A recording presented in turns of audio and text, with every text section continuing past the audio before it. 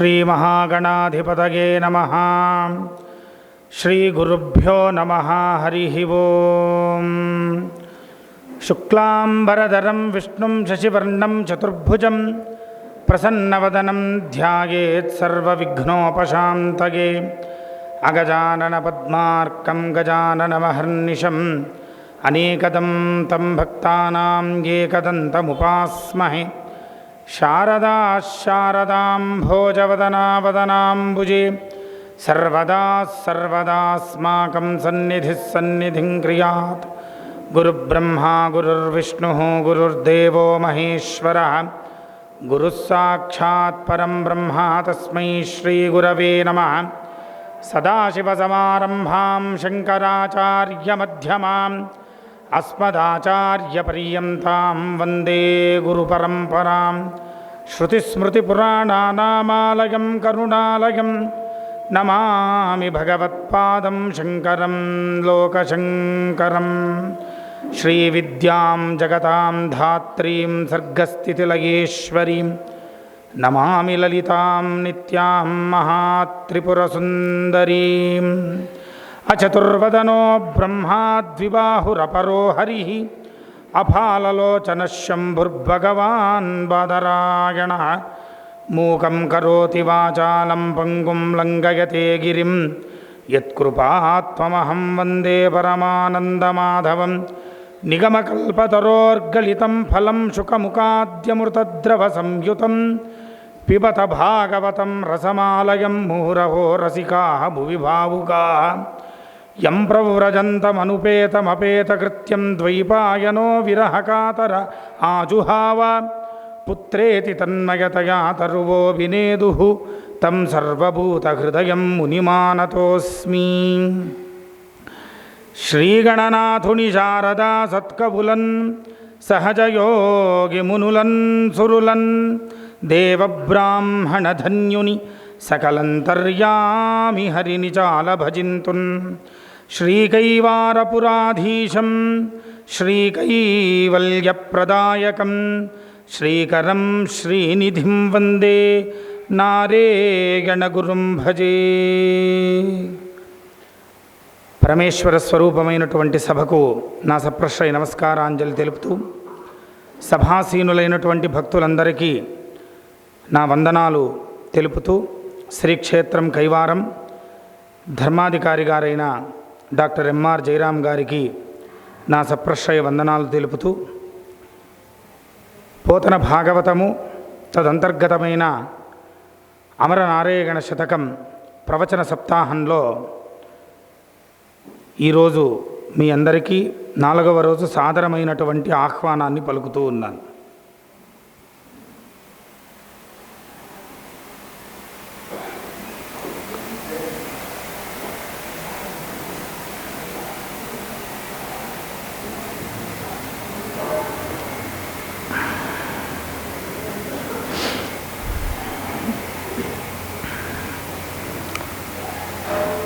ముందుగా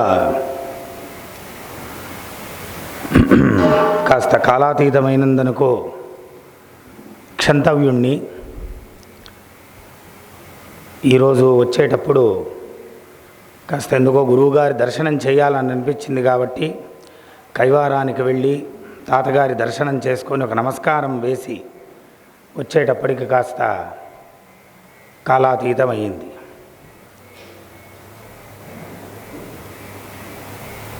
భాగవత సప్తాహంలో ఈరోజు 4వ రోజు మనము ప్రవేశించాము. 7 రోజుల్లో సప్తాహం మహావిష్ణువు చెప్తే బ్రహ్మగారు ఒకలాగా విన్నారు, బ్రహ్మగారు చెప్తే నారదుడు ఒకలాగా విన్నారు, నారదుడు చెప్తే వేదవ్యాసుల వారు ఒక్కలాగా విన్నారు, వేదవ్యాసుల వారు చెప్తే శుకయోగి ఒకలాగా విన్నాడు, శుకయోగి చెప్తే పరీక్షిత్ రాజేంద్రుడు ఒకలాగా విన్నాడు, శౌనకాది మహామునులకు సూతపురాణికుడు ఒకలాగా చెప్పాడు. దీర్ఘ సత్రయాగం జరిగింది. 12 సంవత్సరాలు నైమిషారణ్యంలో దీర్ఘ సత్రయాగం జరిగితే ఆ దీర్ఘ సత్రయాగమందు సమస్తమైనటువంటి పురాణ ఇతిహాస వాంగ్మయాదులంతా శౌనకాది మహామునులకు సూత పురాణికుడు వ్యాసుని యొక్క శిష్యుడు సమస్తమైన పురాణాదులు చెప్తూ, అయ్యా విన్నదంతా చాలా విశేషంగా ఉంది, ఇంకా ఇంతకన్నా వినడానికి ఏవైనా ఉందా అనంటే ఒకే ఒక గ్రంథం ఉందయ్యా, దాని పేరు భాగవతం. ఏది విన్న తర్వాత ఇంకేది వినాలని అనిపించదో, ఏది చదివిన తర్వాత ఇంకేది చదవాలని అనిపించదో, ఏది అర్థమైన తర్వాత ఇంకేది అర్థం కావాలని అనిపించదో అటువంటిది శ్రీమద్ భాగవతము. ఆ భాగవతాన్ని మీకు నేను ఉపదేశిస్తున్నా, మీరు వినండి అని అన్నారు. ఈ ప్రకారంగా భాగవతము ప్రారంభమైంది. శౌనకాది మహామునులకు సూతపురాణికుడు కూర్చొని చెప్పారు. సామాన్యంగా మనం ఏ వ్రతం చూసినా కూడా శౌనకాది మహామునులు అడుగుతారు, సూతపురాణికుడు దానికి జవాబుగా ఒక వ్రతాన్నో ఒక కథనో ఒక విశేషతనో చెప్తారు. దీని అర్థమేమి అంటే గురు శిష్యుల యొక్క సంవాదమే మన వాంగ్మయమంతా. వేదంలో కూడా మనకు పదే పదే తైత్తరీయోపనిషత్తులో కనపడుతూ ఉంటుంది. భృగుర్వై వారుణి వరుణం పితరముపససార అదీహి భగవో బ్రహ్మేతి.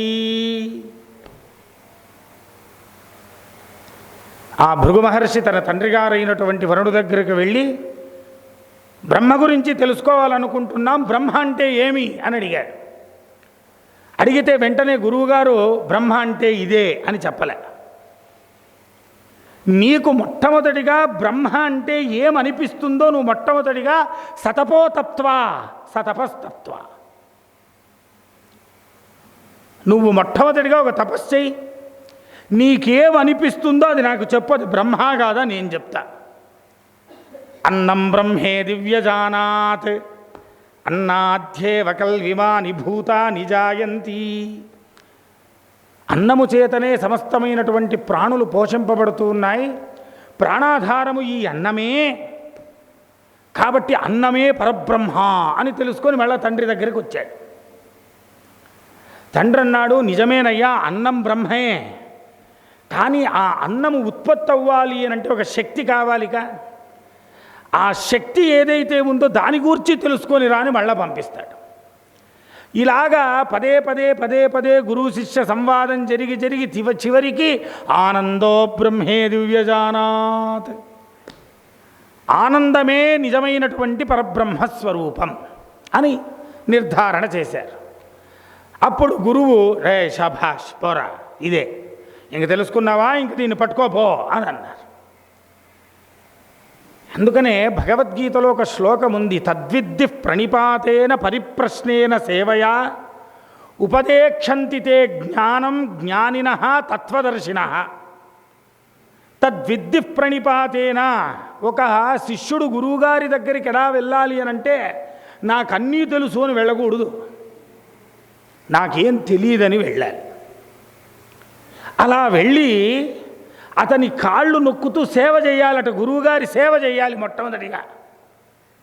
సేవ చేస్తే గురువుగారు ఆనందం చెంది, రే నాయనా ఏంట్రా ఏం సమాచారం అంటే పరిప్రశ్నేన సేవయా, చాలా వినయంగా విశేషంగా నాజూకుగా అడగాలట గురువుగారిని. అప్పుడు గురువుగారు అమితమైనటువంటి ఆనందాన్ని చెంది అప్పుడు తనకు తెలిసినటువంటి అమితమైన విజ్ఞానాన్ని శిష్యుడికి బోధిస్తాడనమాట. అందుకనే చూడండి, లోకంలో ఏ సంబంధమైనా కూడా మనకు రక్త సంబంధం. ఒక తల్లిదండ్రులు, ఆలుమగలు, బిడ్డలు, మనవండ్లు ఎవరైనా ఉన్నారనుకోండి, ఇవన్నీ రక్తగతమైన సంబంధాలు, ఇవన్నీ రక్త సంబంధం అని పిలుస్తాం. కానీ ఒక గురు శిష్య సంబంధము ఇది ఆత్మ సంబంధము. ఒక శిష్యుడు ఒక గురువు దగ్గరికి చేరాలన్నా, ఒక గురువు ఒక శిష్యుడికి లభించాలన్నా దీనికి పురాకృతమైనటువంటి ఒక పుణ్య విశేషం ఉండాలి. ఏదో జన్మలో ఒక కనెక్షన్ ఉంటేనే అలా లభిస్తారన్నమాట. మనం ఆ గురువు అనేటువంటి శబ్దాన్ని ఎంత నీచంగా చేసామనంటే మన సంస్కృతిలో, ఏమి గురు బాగున్నావా, రా గురు, కూర్చో గురు, లే గురు. స్నేహితుల్ని మాట్లాడాలన్నా గురువే, దాన్నంత నికృష్టంగా చేసి పెట్టామన్నమాట. గురు గుకార అంధకార, రుకార తన్నిరోధక. గు అంటే అంధకారమని అర్థం, రు అంటే అగ్నిబీజం జ్ఞానం దీపమని అర్థం. అజ్ఞానమనేటువంటి అంధకారంలో ఇరుక్కున్న వానికి జ్ఞాన దీపాన్ని ప్రసాదించి వాణ్ణి ముందుకు నడిపేవాడు. అందుకనే శంకర భగవత్పాదులు ప్రశ్నోత్తర రత్నమాలికలో మొట్టమొదటి ప్రశ్న వేశారు, కో గురువు, ఎవరయ్యా గురువు అంటే? దానికి ఆయనే సమాధానం చెప్పాడు. గురువంటే అధిగత తత్వ శిష్యహితాయ ఉద్యత సతతం. శిష్యుని యొక్క శ్రేయోభిలాషం కొరకు ఒక ఉద్యమం, ఒక పాటు పడతాడట గురువంటే. వాడు నిజమైనటువంటి గురువు. నా కాళ్ళ గడగరా, తీర్థం తాగితే సర్వపాపాలు పోతాయి, నా కాళ్ళు తీసి నీ నెత్తి మీద పెట్టుకో నీకు మోక్షం వస్తుందని గురువు ఎన్నటికీ చెప్పడు. వాణ్ణి పరిశ్రమ చేయిస్తాడు. అనేక విధములైనటువంటి పరితాపానికి లోను చేస్తాడు, పరీక్ష పెడతాడు గురువు. నెగ్గాలన్నమాట. ఒకానొక సందర్భంలో శంకరాచార్యుల వారు ఈ 4 మంది శిష్యుల్ని తీసుకుని అనేకమైనటువంటి క్షేత్రాలకు వెళ్ళారట. వెళితే పాపం సన్యాసులు ఏముంటుంది, సాయంత్రం అయింది అనుష్ఠానం చేసి పాఠం నేర్పడం. ఆ పాఠం నేర్పితే అందులో ప్రధానంగా 4 శిష్యులు. ఆ ప్రధానమైన శిష్యుల్లో పద్మపాదులని ఒక శిష్యులు ఉండేవారు. ఆయన మహాజ్ఞాని, అందులో కాస్త శంకర భగవత్పాదులకు ప్రియమైన వాడు కూడా, త్వరగా నేర్చుకునేవాడు ఏది చెప్పినా. అలా పాపం గురువుగారు ఎప్పుడైనా ఎవరే పద్మపాద పద్మపాద పద్మపాద అని అనేవారు. అంటే ఈ శిష్యుడికి ఉందే కాస్త లోపల అహంకారం వచ్చిందట. గురువుగారు ఏవైనా నన్నే అంటారు, ఇంకా మిగతా వాళ్ళు ఏ అప్రయోజకులు, నేను చాలా గొప్పవాడినని లోపల వచ్చింది. అది వచ్చి ఒకరోజు ఇట్లా పాఠానికి కూర్చుంటే ఏదో ఒక శిష్యుడు రాలేదని, ఏంట్రా వాడు శిష్యుడు, గురువుగారు వాడు వస్తే ఎంత పోతే ఎంత, నేను వచ్చాను కదా చెప్పండి అని అన్నాడు. ఓహో, శంకరాచార్యుల వారికి తెలిసింది, ఓహో మన వాడికి కాస్త వచ్చిందిరా 2 కొమ్ములు, కాబట్టి దీన్ని ఎలాగైనా దమనం చేయాలని అనుకున్నారు. చూడండి, గురువు అనేటువంటి వాడు ఎప్పటికీ ఒక శిష్యుడిని ఎలా సంస్కరిస్తాడని. ప్రయాణం చేసుకుంటూ వెళ్ళారు. అలా వస్తూ అహోబిళ క్షేత్రానికి వచ్చారు. అహోబిళ క్షేత్రంలో స్వామివారిని దర్శనం చేసి శంకరాచార్యులు అన్నారు, పద్మపాద, నేను ఇక్కడి నుండి శ్రీశైలానికి వెళ్తూ ఉన్నా, నువ్వేం చేస్తావంటే కొద్ది రోజులు ఇక్కడే ఉండి స్వామివారిని బాగా తపస్సు చేసి ప్రత్యక్షం చేసుకొని మరలా శ్రీశైలానికి రా. వీడికి ఇంకాస్త అహంకారం పెరిగింది. చూడు, ఇంతమంది శిష్యులు ఉన్నారు, తపస్సు చేయమని నాకే చెప్పారు, నేను ఇంత గొప్పవాడిని. సరే గురువుగారు అన్నాడు. శంకరాచార్యులు వారు వెళ్ళారు. మొదటో రోజు కూర్చున్నాడు తపస్సుకు. నరసింహ మంత్రం ప్రారంభం చెయ్యాలి. జపం చేస్తూ ఉన్నాడు. ఒక చిన్న అడవి చెంచు కుర్రవాడు వచ్చాడు. వచ్చి ఓ తాత అని లేపేశాడు. ఏంట్రా నా తపస్సు చెడగొట్టాడు, ఎవడ్రా నువ్వు అని అన్నారు. ఏం కళ్ళు మూసుకొని ఏం చేస్తున్నావు అని అడిగాడు. చిన్న పిల్లవాడు, వీడికి ఏం అర్థం అవుతుంది, రే మూర్ఖా పోరా అని అన్నాడు. ఈరోజు ఎందుకో తిథివార నక్షత్రం బాగాలేదు, రేపు బాగా ఫ్రెష్గా కూర్చుందామని మళ్ళీ రేపు వచ్చి కూర్చున్నాడు. ఒక అరగంట అయింది. వీడు మళ్ళీ వచ్చి తాత అని లేపాడు. ఏంట్రా వీడు మళ్ళీ వచ్చాడు, నువ్వు ఏంటి కళ్ళు మూసుకొని ఏం చేస్తున్నావు అన్నాడు. ఈరోజు కూడా బాగాలే పడతా తరిమేశాడు. ఇలా ఓ 10 రోజులైంది.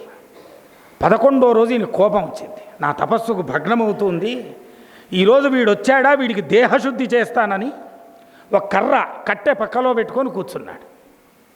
ఈయన మళ్ళీ జపంలో కూర్చున్నాడు. ఈ అబ్బాయి చెంచి వచ్చాడు. ఓ తాత అని అన్నాడు. రే మూర్ఖుడా, నువ్వు వచ్చి నా తపస్సు చెడగొడుతున్నావు అని వెంటనే 2 దెబ్బలేశాడు. ఈయనన్నాడు, నేను ఏమడిగానయ్యా, నువ్వు ఏం చేస్తున్నావు అని అడిగా. నువ్వు ఫలాంతి అంటే వెళ్ళిపోతానుగా అని అన్నాడు. సరే ఏదో పిల్లవాడు చెప్తూ ఉన్నాడు, ఏదో చెప్దాంలే అని, ఏం లేదురా, ఆ గుహలోపల ఒక ఆయన ఉన్నాడే స్వామి, నరసింహస్వామి అని, ఆయన్ని నేను ప్రత్యక్షంగా చూడాలి అని తపస్సు చేస్తూ ఉన్నా. వారిని దుంపదగా, తపస్సు ఎందుకురా, నాకు చెప్పింటే మొదటో రోజే తీసుకొచ్చేవాడిని వాడిని. ఈయనకు చూడండి దిగిపోయింది అహంకారం అంతా. అదేంట్రా నువ్వు తీసుకొస్తావా? ఎలా తీసుకొస్తావు? ఇప్పుడు నీకేం తీసుకురావాలి అంతేగా, ఇక్కడే ఉండి వెళ్తా. ఈయన అరణ్యములోకి వెళ్ళి అక్కడ ఉన్నటువంటి చిన్న తీళ్ళు తీగలు అన్నీ తీసుకుని నరసింహస్వామి వారిని కట్టేసి లాక్కుంటూ వచ్చాడట. వచ్చి ఇవానయ్యా ఈయనే కదా నువ్వు చెప్పింది ఇగో అని అన్న. ఈయనకు భయమైంది పద్మపాదులకు. ఏమయ్యా, యోగులు కొన్ని కోట్ల సంవత్సరములు తపస్సు చేస్తే నీ గోరు దర్శనం కాదు వాళ్లకు, అటువంటిది ఈ పిల్లవాడు ఏం చేశాడని వశవర్తి అయిపోయావు. నేనేం చేయలేదురా, వాడు ప్రతిరోజు వాళ్ళ అమ్మా నాన్న వచ్చేవారు, వచ్చి నాకు నమస్కారం చేయించి చూడరా ఈయనే మనకు తండ్రి, ఈయనే మనకు తల్లి, ఈయనే మనకు దాత, ఈయనే మనకు బంధువు, అంతా ఈయనే అని నమస్కారం చేసుకొని వెళ్ళేవారు. అకస్మాత్తుగా ఒకరోజు అడవిలో ఒక పులి వచ్చి వాళ్ళిద్దరినీ తినేసింది. ఆ రోజు నుండి సాయంత్రం అయ్యేటప్పటికి వీడు నా గుహలేకొచ్చి వేరే ఏం అడగడు. స్వామి ఈ సమయానికి మా అప్ప అమ్మ ఉన్నింటే నాతో ఆడుకునేవారు, కాబట్టి నాతో వచ్చి కాసేపు ఆడుకోన్నాడు, నేను రాలేదు, తల తీసి కాళ్ళకు కొట్టుకున్నాడు, ఆ భక్తికి తట్టుకోలేక వచ్చేశాను. ఏమయ్యా ఊరికే వచ్చా అంటే, ఎంతో ప్రలోభ పెట్టానరా, నీకు ఐశ్వర్యం ఇస్తా, జ్ఞానం ఇస్తా, యోగం ఇస్తా, భోగం ఇస్తా అని. అవన్నీ ఏమొద్దు, ఒక అరగంట ఆడుకొని వెళ్ళు అని అన్నాడంతే. కాబట్టి ఆ భక్తికి లొంగిపోయానరా నేను అని అన్నాడట. అప్పుడు పద్మపాదులకు అర్థమైంది, ఓహో మా గురువుగారు ఎందుకు నన్ను ఇక్కడ తపస్సు చేయమన్నారు. అందుకనే శంకరాచార్యుల వారు ఒక చోట అన్నారు చూడండి, మనం అనుకుంటాం ధనమదేన విద్యాన విక్రీయతే, విద్యామదేన జ్ఞానం న విక్రీయతే, జ్ఞానమదేన భక్తిం న విక్రీయతే, భక్తిమదేన మోక్షం న విక్రీయతే. మీ దగ్గర ధనం ఉందనుకోండి, మీరు సర్టిఫికెట్ కొనుక్కోవచ్చునే కానీ విద్యను కొనుక్కోలేరు. ధనమదేన విద్యాన విక్రీయతే. విద్య బాగుందనుకోండి, విద్య ఉన్నవాళ్ళందరూ కూడా జ్ఞానవంతులు గారు. లేదు జ్ఞానం కూడా ఉందనుకోండి, జ్ఞానవంతులంతా భక్తులు గారు. లేదు భక్తులు ఉన్నారనుకోండి, భక్తి కలిగిన వాళ్ళకందరికీ మోక్షం రాదు. ఏమి ఈ ఏ ఉన్నా మనలో దానితో పాటు అహంకారం అనేది ఒక్కటి ఉందనుకోండి, అది భక్తి అయినా చెడిపోతుందండి. అది భక్తి అయినా చెడిపోతుంది. అందుకనే నిగర్వపూర్వకమైనటువంటి ఒక భక్తికి నిదర్శనము భాగవత గ్రంథం. అందుకనే ఈ భాగవత గ్రంథం వినేటప్పుడు ఏం చెయ్యాలని అన్నారు, చెవులు కాస్త పెద్దవి చేసుకొని వినాలట. చెవులు పెద్దవి చేసుకొని వినాలి అంటే ఇలా లాగి వినాలని దాని అర్థం కాదు. భక్తితో భాగవతం వినాలి.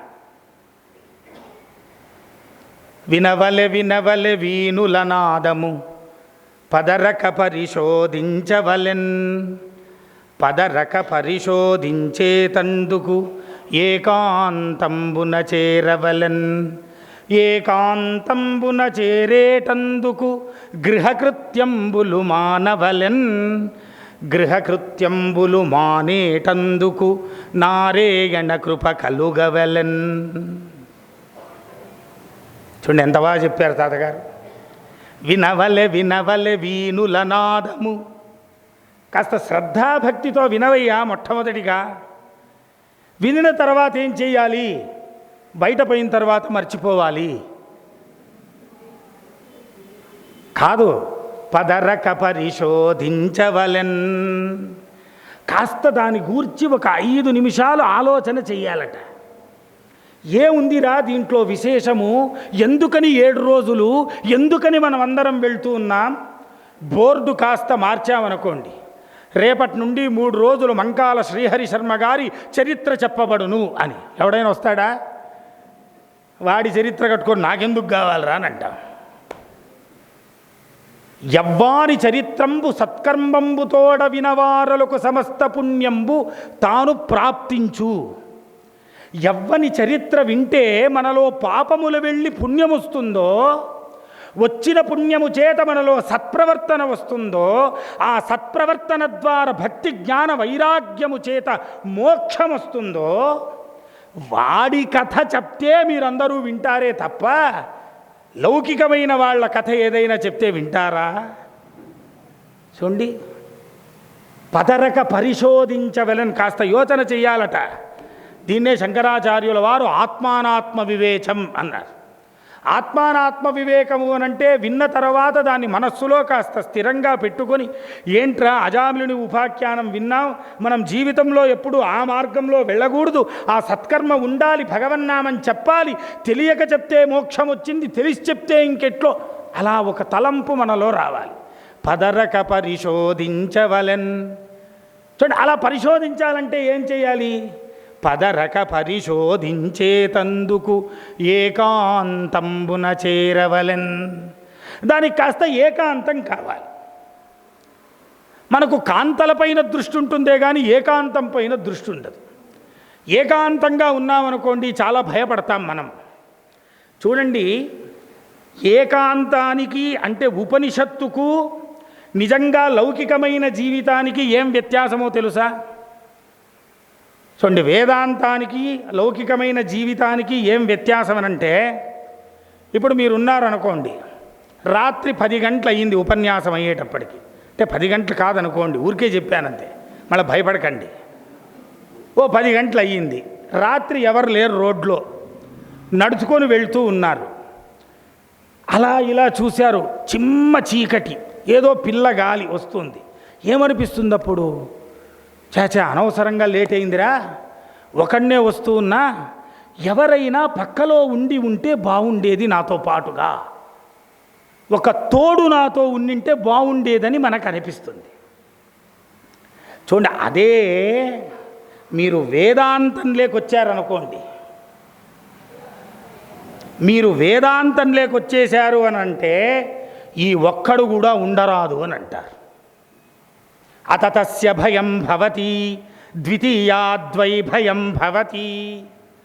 ఆధ్యాత్మికత లేక వచ్చేటప్పుడు రెండోవాడు ఉన్నాడు అనంటే ప్రమాదం. ఎందుకో తెలుసా? ఏం చేస్తున్నావురా అన్నారు. ఏదో మా గురువుగారు ఏదో మంత్రం చెప్పారురా. ఈ గురువుగారు కాదరా, అక్కడ ఇంకో చోట గురువుగారు ఉన్నారు కొండపైన, ఆయన ఊరికే ఇట్లా చూశాడు అనుకో, అట్లే ఫేస్ రీడింగ్, నువ్వు ఎప్పుడు పుట్టావు, ఎందుకు పుట్టావు, ఎలా పుట్టావు, ఎప్పుడు చేస్తావు, పోతావు, అన్నీ చెప్పేస్తాడు. వామ్మో అవునా, అలాగైతే పదా పోయిందంతే. ఇంక అక్కడికి వెళ్తాడు. వీడికి వాడు గురువు అని అనిపిస్తాడు కొద్ది రోజులు. అదైన తర్వాత ఇంకొకటి వస్తాడు, వీడు కాదురా అసలు ఆయన చూసి చెప్పాడు, ఈయన చూడకోకుండా చెప్తాడని అంటాడు ఇంకొకడు. వెంటనే ఇక్కడికి వచ్చాం, ఈయన చూడకోకుండా చెప్పాడు. ఎంతమందిని మారుస్తాం జీవితంలో? జీవితం అంతా గురువుల్ని వెతికే దాంట్లో సరిపోతుందండి. ఏకో గురువు, ఒక్కడే గురువు. వారిని ఒక్కమారు ఆశ్రయించిన తర్వాత ఇంకా జీవితమంతా వారి పాదపద్మముల వద్దే, మార్చకూడదు గురువులలాగా. అందుకని చూడండి, వేదాంతము మీకు అర్థం కావాలి, ఆధ్యాత్మికత అనంటే కాస్త ఏకాంతం కావాలి. ఏకాంతం కావాలి అనంటే మీరు చెయ్యవలసినటువంటి గృహకృత్యములుందే, గృహకృత్యంబులు మానవలెన్ అని అన్నారు. ఓహో, తాతగారే ఆర్డర్ ఇచ్చేసారా, ఇంట్లో ఏం పని చేయనక్కర్లే, కాబట్టి ఏకాంతంగా కూర్చుంటే చాలని అనుకుంటాం. కాదు, గృహం అంటే ఇది శరీరం అని అర్థం. ఈ శరీరం పైన కాస్త వ్యామోహం తగ్గించి ఆ సమయాన్ని మీరు బ్రహ్మవాదానికి పెట్టాలి. ఎందుకంటే శౌనకాది మహామునులు సూతపురాణికుడిని అడిగారు, ఏమయ్యా ఒకవైపు పరబ్రహ్మ అంటున్నారు, ఇంకో పక్క కర్మ అంటారు, వ్రతాలు నువ్వే చెప్తున్నావు, బ్రహ్మజ్ఞానము నువ్వే చెప్తున్నావు, ఇప్పుడు ఇదా అదా అని అన్నాడు. రెండూ ఉన్నాయ్యా. కర్మ విరామే బ్రహ్మ విచార, బ్రహ్మ విరామే కర్మ విచార. కర్మానికి ఎక్కడో పక్క ఒక ఫుల్ స్టాప్ ఉందిగా, పెడతాంగా ఒక విరామం. ఆ విరామం అప్పుడు కాసేపు కూర్చో, ఒక 5 నిమిషాలు కూర్చో, ఓపిగ్గా కళ్ళు మూసుకొని ఏదో ఒక ధ్యానం చెయ్యి. ఏకాంతంబున చేరవలెన్. ఏకాంతంబున చేరేటందుకు గృహకృత్యంబులు మానవలెన్. గృహకృత్యంబులు మానేటందుకు నారాయణ కృప కలుగవలెన్. ఇంకా మనకు ఆ ఏకాంతము గృహకృత్యము మానాలి అంటే దానికి కూడా ఒక భగవద్ అనుగ్రహం అనేది మన పైన ఉండాలి. అలా ఉండాలి అనంటే ఫస్ట్ వినవల వీణుల నాదం. ఆ సత్సంగం జరుగుతుందే, ఆ సత్సంగం దగ్గరికి వెళ్ళాలి. ఆయుర్నశ్యతి పశ్యతాం ప్రతిదినం యాతి క్షయం యౌవనం లక్ష్మీస్తోగ తరంగ భంగ చపలం విద్యుచ్చలం జీవితం. ఒక్కొక్క క్షణం, ఒక్కొక్క నిమిషం, ఒక్కొక్క వారం, ఒక్కొక్క నెల, ఒక్కొక్క సంవత్సరం, ఒక్కొక్క సూర్యోదయం, ఒక్కొక్క చంద్రోదయంలో మన ఆయుర్దాయం వెళ్ళిపోతూ ఉంది. రామకృష్ణ పరమహంసుల వారు ప్రతిరోజు సూర్యోదయం అయితే ఏడ్చేవాడట. ఏంట్రా అంటే, నా ఆయుర్దాయంలో ఒక రోజు అయిపోయిందిరా, కాళికామాత ఇంకా ప్రత్యక్షం కాలే. మన జీవితంలో భక్తిని మనం ఎంత కన్వీనియంట్గా తీసుకుంటాము అనంటే, మన దృష్టిలో భక్తి ఏమి, భాగవతంలో భక్తి ఏమి. మన భక్తికి భాగవత భక్తికి చాలా విభక్తి ఉంది, తేడా. మన దృష్టిలో భక్తి అంటే మంచి అలంకారం, మంచి నైవేద్యం, మంచి ధూపం, మంచి దీపం, అర్చన, ఆశీర్వచనం, క్షేత్రం, తీర్థం, దర్శనం అన్నీ ఇవే. కానీ భాగవతంలో భక్తి ఉందే, ఈ భక్తి ఎటువంటిది అని అన్నారు, స్వస్వరూపానుసంధానం. నిన్ను నీకు పరిచయం చేసేటువంటి భక్తి భాగవత భక్తి. మన భక్తి ఎలా ఉంటుందనంటే, ఇతరులు మెచ్చుకోవాలనే భక్తి ఉంటుంది. వరలక్ష్మి వ్రతం చేసి స్టేటస్సుల్లో పెట్టిన స్టేటస్సు ఎంతమంది చూశారనే దానిపైన మన పూజ ఎలా జరిగిందని నిర్ణయం చేస్తాం. ఒకవేళ అందరూ 20 మంది చూశారనుకోండి, సంతోషపడం. వాడెవడో ఒకడు చూడలేదని తాపత్రయపడిపోయి భోజనం చేయడం కూడా మానేసి వాడికి ఫోన్ చేసి, ఏంట్రా పూజ చేశాను చూసావా, ఇంకా చూడలేదే స్టేటస్సు. ఇప్పుడు చెప్పండి, పూజ మీరు భగవంతుణ్ణి మెప్పించడానికి చేశారా, లేదా తోటి వాళ్లను మెప్పించడానికి చేశారా? చూడండి, ఇది మన దృష్టిలో భక్తి అంటే. మన ఇళ్లల్లో వ్రతం చేశామనుకోండి, వ్రతం కన్నా గొడవలే ఎక్కువ ఉంటాయి. ఏం వంట చెయ్యాలి, ఏ పూలు తేవాలి, ఏ చీర తేవాలి, ఏది కట్టాలి, ఏది విప్ప, అన్నీ దీనిపైనే. ఇంకా వ్రతం వచ్చిందనుకోండి, అప్పటి నుండి ఇంకా టెన్షన్. ఇంకప్పటి నుండి అక్షింతాయ నమః పుక్షింతాయ నమః 2 అక్షంతులు వేసి నమస్కారం చేసి, ఓ వ్రతం బాగా జరిగింది. ఏమైంది వ్రతం? బాగా గుర్తుపెట్టుకోండి, పూజ చేసేటప్పుడు ఏకాగ్రత దృష్టి ఉండాలండి. అనవసరంగా పూలేసి అలంకారం చేసి దేవుణ్ణి అసలు ఏమీ కానరాకుండా చేస్తాం. ఇది పూజ కాదు, జ్ఞాపకం పెట్టుకోండి. నిజంగా వ్రతం అంటే ఎలా చేయాలో తెలుసా? మీరింట్లో ఏదో సత్యనారాయణ వ్రతం చేశారని అనుకోండి, మీ పురోహితులు వచ్చారు, ఆయన సత్యదేవాయ నమః పాదో పూజయామి, సత్యాత్మనే నమః గుల్బో పూజయామి, సత్యనిధేనో జానుడి పూజయామి అని అన్నాడు. ఆయన ఏమన్నాడు ఆయనకు అర్థం కాలే, మీరేం చేస్తున్నారో మీకు అర్థం కాలే. ఆయన ఏదో చెప్పాడు, మీకేదో అర్థమైంది, మీరేదో చేశారు. లాస్ట్లో సమర్పయామి అన్నారు. ఓ పూజ అయిందిరా, పూజ అయిందిరా. అందుకనే చూడండి, మనం పత్రికలు కొట్టించినా పూజా టైం అని వేయరు, మంగళహారతి 12 o'clock అని వేస్తాడు, లేదా పూర్ణాహుతి 12:30 వేస్తాడు. పూజ ఎన్ని గంటలకు రాయడు, ఎందుకంటే వీడికి ఇంట్రెస్ట్ ఉందన్నమాట రావడానికి. పూర్ణాహుతి 12:30 అయితే 1 గంటకు భోజనం. చూడండి, ఇంకా అక్కడికి వచ్చిన తర్వాత అలంకారాలు వికారాలు ఇవే తప్ప, అక్కడ ఏదో ఒక మంత్రం చెప్తున్నారా, అష్టోత్తరం చదువుతున్నా, సత్యనారాయణ వ్రతం జరుగుతూ ఉంటే మన బాతాకానీలు ఎక్కువవుతాయి. ఏమండి పెన్షన్ వచ్చిందా, టెన్షన్ ఎక్కువైందా, ఇంకా బతికే ఉన్నారా, ఎప్పుడు పోతారు, అన్నీ ఇవే. నిజంగా మీరు వ్రతం చేస్తే మీ ఇంటికి పురోహితుడు వచ్చాడు అనుకోండి, మీరు ఏం చేయాలంటే, రే నాయన ఎక్కువ పూలేసి దేవుణ్ణి మూసేయకురా, ఒక్క హారం వేయి. ఆ అంగపూజ చేసేటప్పుడు పైకి లేచి నిలబడి సత్యదేవాయ నమః పాదౌ పూజయామి అన్నప్పుడు ఒక్క పువ్వు తీసి పరమాత్ముడి పాదముల దగ్గర పెట్టి, స్వామి త్రివిక్రమావతారంలో బలిచక్రవర్తిని తొక్కిన మహాద్భుతమైన దివ్య పాదపద్మములయ్య నీవి అని భక్తితో 2 పూలు అక్కడ పెడితే అది నిజమైనటువంటి వ్రతం. ప్రతి ఒక్క అంగానికి ఒక్కొక్క పువ్వు పెట్టి చివరికి వచ్చేటప్పటికు శిరఃపూజయామి. అబ్బా, ఆ సర్వాంగ సౌశీల్యమైన దేహాన్ని చూసి మనస్సు తన్మయత్వం పొందాలి. కానీ ఇవి కాదు మనలో. అలా చేస్తే అంగపూజకు మీరు పూజ ముగించండి చాలు. అంగపూజ చెయ్యి, పత్రపూజ చెయ్యి, పుష్పపూజ చెయ్యి, అష్టోత్తరం చెయ్యి, మరల స్వామి సహస్రనామం చెయ్యండి. మధ్యలో ఇదొకటి 108 నామాలకే దిక్కు లేకపోతే సహస్రనామం వచ్చింది. అప్పటికే 12 అయింది. స్వామి కాస్త అందరు వచ్చారు. విశ్వసేన మహాత్మ ఓహోహో, చాలా విశేషం. అందుకనే చూడండి భగవంతుడు ఎలా ప్రసన్నమవుతాడు. ఒక ఆయన ఉండేవాడట ఒక ఊరిలో. ఆయన ఎప్పుడూ వ్రతాలు, పూజలు, యజ్ఞాలు నిరంతరం చేసేవాడే. చేసి ఒక 100 మందిని పిలిచేది, వాళ్ళ యొక్క డబ్బా కొట్టేది. చూడరా, ఈ పూలు ఎక్కడి నుండి, మధురై నుంచి వచ్చింది, ఇది ఇక్కడి నుంచి వచ్చింది, చూడు ఎలా చేశా, ఎలాంటి అలంకారం, అది ఇది అని. అందరు వచ్చేవారు, భోంచేసేవారు, వెళ్ళేవారు. ఇలా అనేకమైన యజ్ఞాలు చేసేవాడు. వ్రతానికి కూర్చుంటే ఎవరైనా వస్తే అయ్యా పూలేయండి అంటే ఇట్లా కుడి చేత్తో పూలేసి ఎడం చేత్తో కాఫీ తాగారా టాటా అనేవాడు పాపం. ఇలా కొద్ది రోజులు చేస్తూ చేస్తూ చేస్తూ చేస్తూ చేస్తూ వయస్సు అయింది, మృత్యు వచ్చింది, పోయాడు పాపం.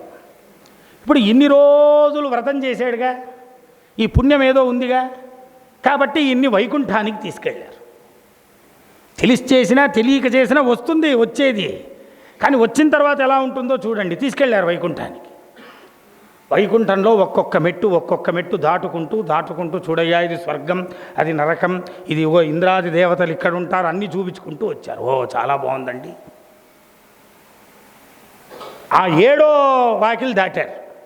మహావిష్ణువు ఉన్నాడు అక్కడ ఒక పెద్ద లైన్ ఉంది, ఆ లైన్లో నిలబెట్టారు. వచ్చాడు. ఇంకేం దేవుడి సమీపాన వచ్చేటప్పటికి ఈయన్ని మాత్రం పక్కన నిలబెట్టారు. భక్తాదులందరూ వస్తూ ఉన్నారు, నమస్కారం చేసుకోండి. ఏదో స్వామి నాకేమో ఇంత యజ్ఞాలు చేసా, ప్రత్యేకమైన విఐపి ట్రీట్మెంట్ ఉందేమో వైకుంఠంలో కూడా అని అనుకొని పాపం ఈయన నిలబడ్డాడు. అలా 3 రోజులైంది, 4 రోజులైంది, 5 రోజులైంది, 10 రోజులైంది, 20 రోజులైంది. వీడికి కోపం వచ్చింది. మహావిష్ణువుని అడిగాడు, ఏమయ్యా నేను ఇన్ని వ్రతాలు, ఉపచారాలు, పూజలు, దానాలు, యజ్ఞాలు చేసి వస్తే, నేను వైకుంఠానికి వస్తే నా మగం చూడకోకుండా వేరే వాళ్ళని మాట్లాడుతున్నావు, ఏం న్యాయం ఇది అని అన్నాడు. రే నాయనా, నువ్వు ఇంట్లో పూజ చేసినప్పుడు, నన్ను పిలిచినప్పుడు కూడా నువ్వు ఇదే పని చేసావురా. నన్ను ఆవాహయామి అని పిలిచావు, నాకు పూజ చేయకోకుండా మఖం మాత్రం వచ్చిన వాళ్ళ దగ్గర తిప్పావు, వాళ్ళని చూసావు తప్ప ఒకరోజు నన్ను చూసి ఎరగవు, కాబట్టి నువ్వు అక్కడేం చేసావో ఇక్కడ అదే లభిస్తుంది అని అన్నాడు. ఏమైంది? వైకుంఠానికి వెళ్ళినా ఏం లేదంతే, ఇంతే. భక్తి ఇది కాదు. శ్రీరామచంద్రమీ శ్రీపాదముల మహిమ, ఆదిలక్ష్మి ఎరుగు, అహల్య ఎరుగు. హరిరామ రామమీ హస్తభుజముల మహిమ, శంఖచక్రాది శస్త్రాస్త్రములెరుగు. మాధవరామమీ మస్తక మహిమంబు, కనకరత్న ఖచిత కిరీటం వెరుగు. పట్టాభిరామమీ బలపరాక్రమ మహిమ, రాక్షసాధిపుడు రావణుండెరుగు. సర్వసాక్షి రూపమీ సర్వాంగముల మహిమ, పరులెరగురు పన్నగేంద్రుడెరుగు. అమరనారాయణాచ్యుత హరిముకుంద, కలుష సంహార కైవర పురవిహారా.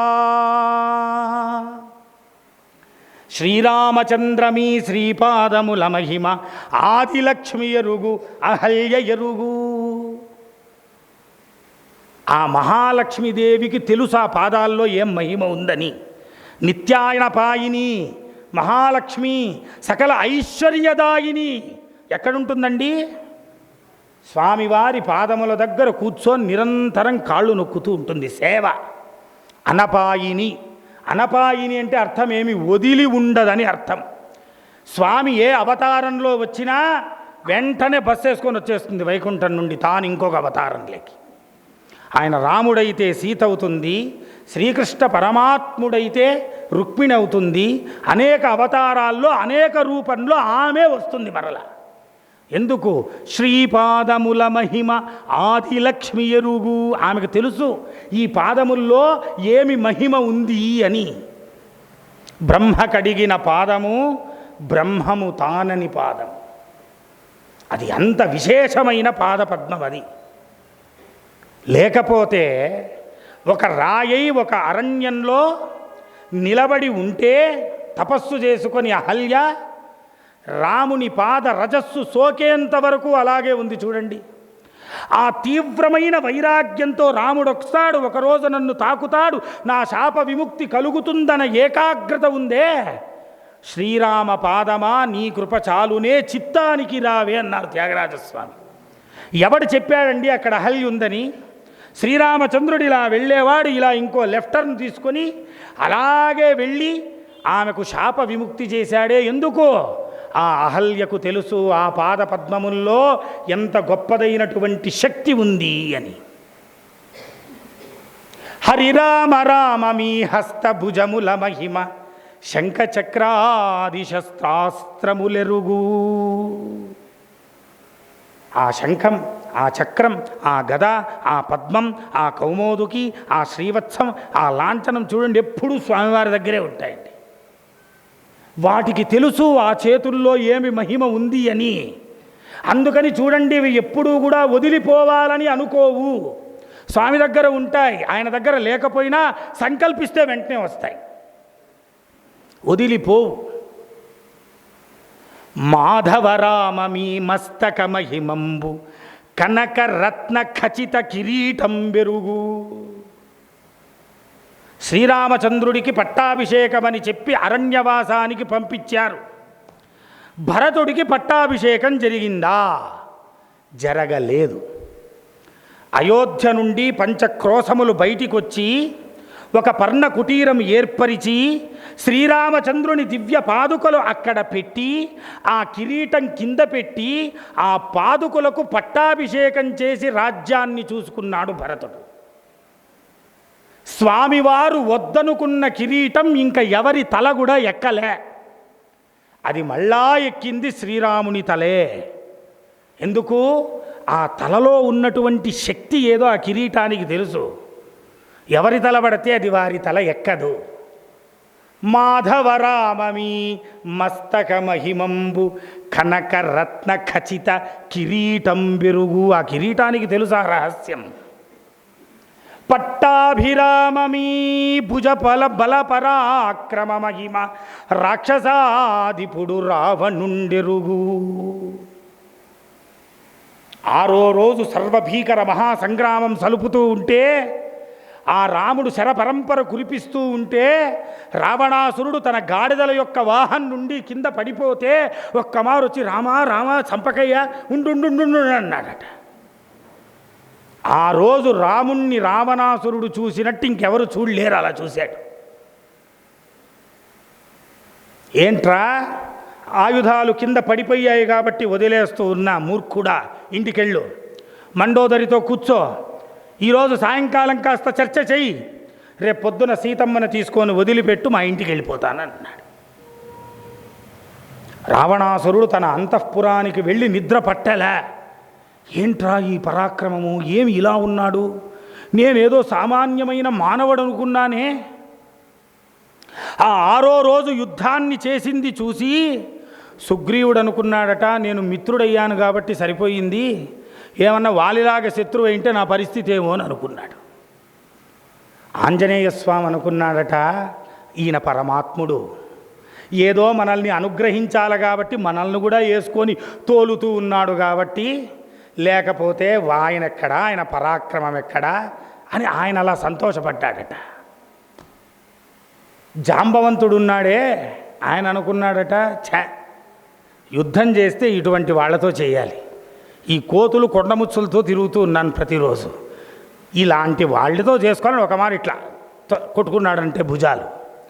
చూడండి, ఆ కోరిక ద్వాపర యుగానికి తీసుకొచ్చింది. ద్వాపర యుగంలో జాంబవతీదేవిని వివాహం ఆడేయడానికి శమంతకోపాఖ్యానంలో ఆ శమంతకమణి వెదికి అప్పుడు యుద్ధం చేసి ఆయన కోరిక తీర్చాడు. ఒక్కొక్కరికి ఒక్కొక్క విధంగా అనిపించాడు. ఎందుకు? బల పరాక్రమ మహిమ, పరాక్రమం అటువంటిది.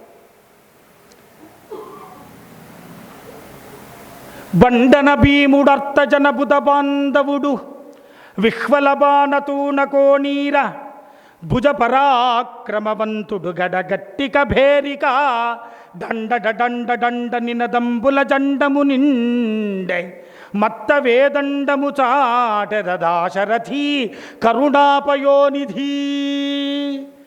అట్లా బాణం తీసుకొని అట్లా నిలబడ్డాడు అనుకోండి రాముడు.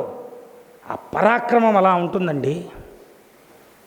ఆనంద రామాయణంలో చెప్తారు, ఆ విల్లు బాణం తీసుకొని చంపాలని రావణాసురుని ఒక్కమారు ఎడం చేత్తో ఆ ధనుస్సును పట్టుకొని కుడి చేత్తో బాణాన్ని ఇట్లా సంధించి ఇట్లా ఈ లాగాడట. లాగితే ఈ కుడి చెయ్యి ఉందే స్వామివారి కుడి చెవు దగ్గరికి వచ్చింది. వెంటనే ఈ ఎడమ చెయ్యి కుడి చెయ్యిని అడిగిందట. రామో బాహుబలం వివర్ణుతి రణే వామబ్రవీద్ దక్షిణే పుణ్యే కర్మణి భోజనే చ పురితో యుద్ధేన కిం లజ్జసి సోప్యన్నం పునరబ్రవీత్ నహి నహి కష్టం జగత్స్వామినః ఛింద్యా రావణ శీర్షమేకమధునా ఏకైకమేవాధునా. ఓహోహో, ఓ కుడి చెయ్యి, దానం తీసుకునేదానికి ముందరొస్తావు, ఎవరినన్నా దూషించేదానికి ముందరొస్తావు, భోంచేయడానికి ముందరొస్తావు, కానీ యుద్ధం అనేటప్పటికి భయం పడి వెనక్కి వెళ్ళావే ఏంటి అని అన్నారట ఎడమ చెయ్యి. అప్పుడు వెంటనే కుడి చెయ్యి ఎడమ చెయ్యికి చెప్పింది, సోప్యన్నం పునరబ్రవీత్ నహి నహి, కాదు కాదు కాదు, దానికి రాలే. ఎందుకొచ్చానో తెలుసా? ఎదురుగుండా ఉండేవాడు 10 తలలవాడు, ఈయన వదులుతున్నది ఒక బాణం.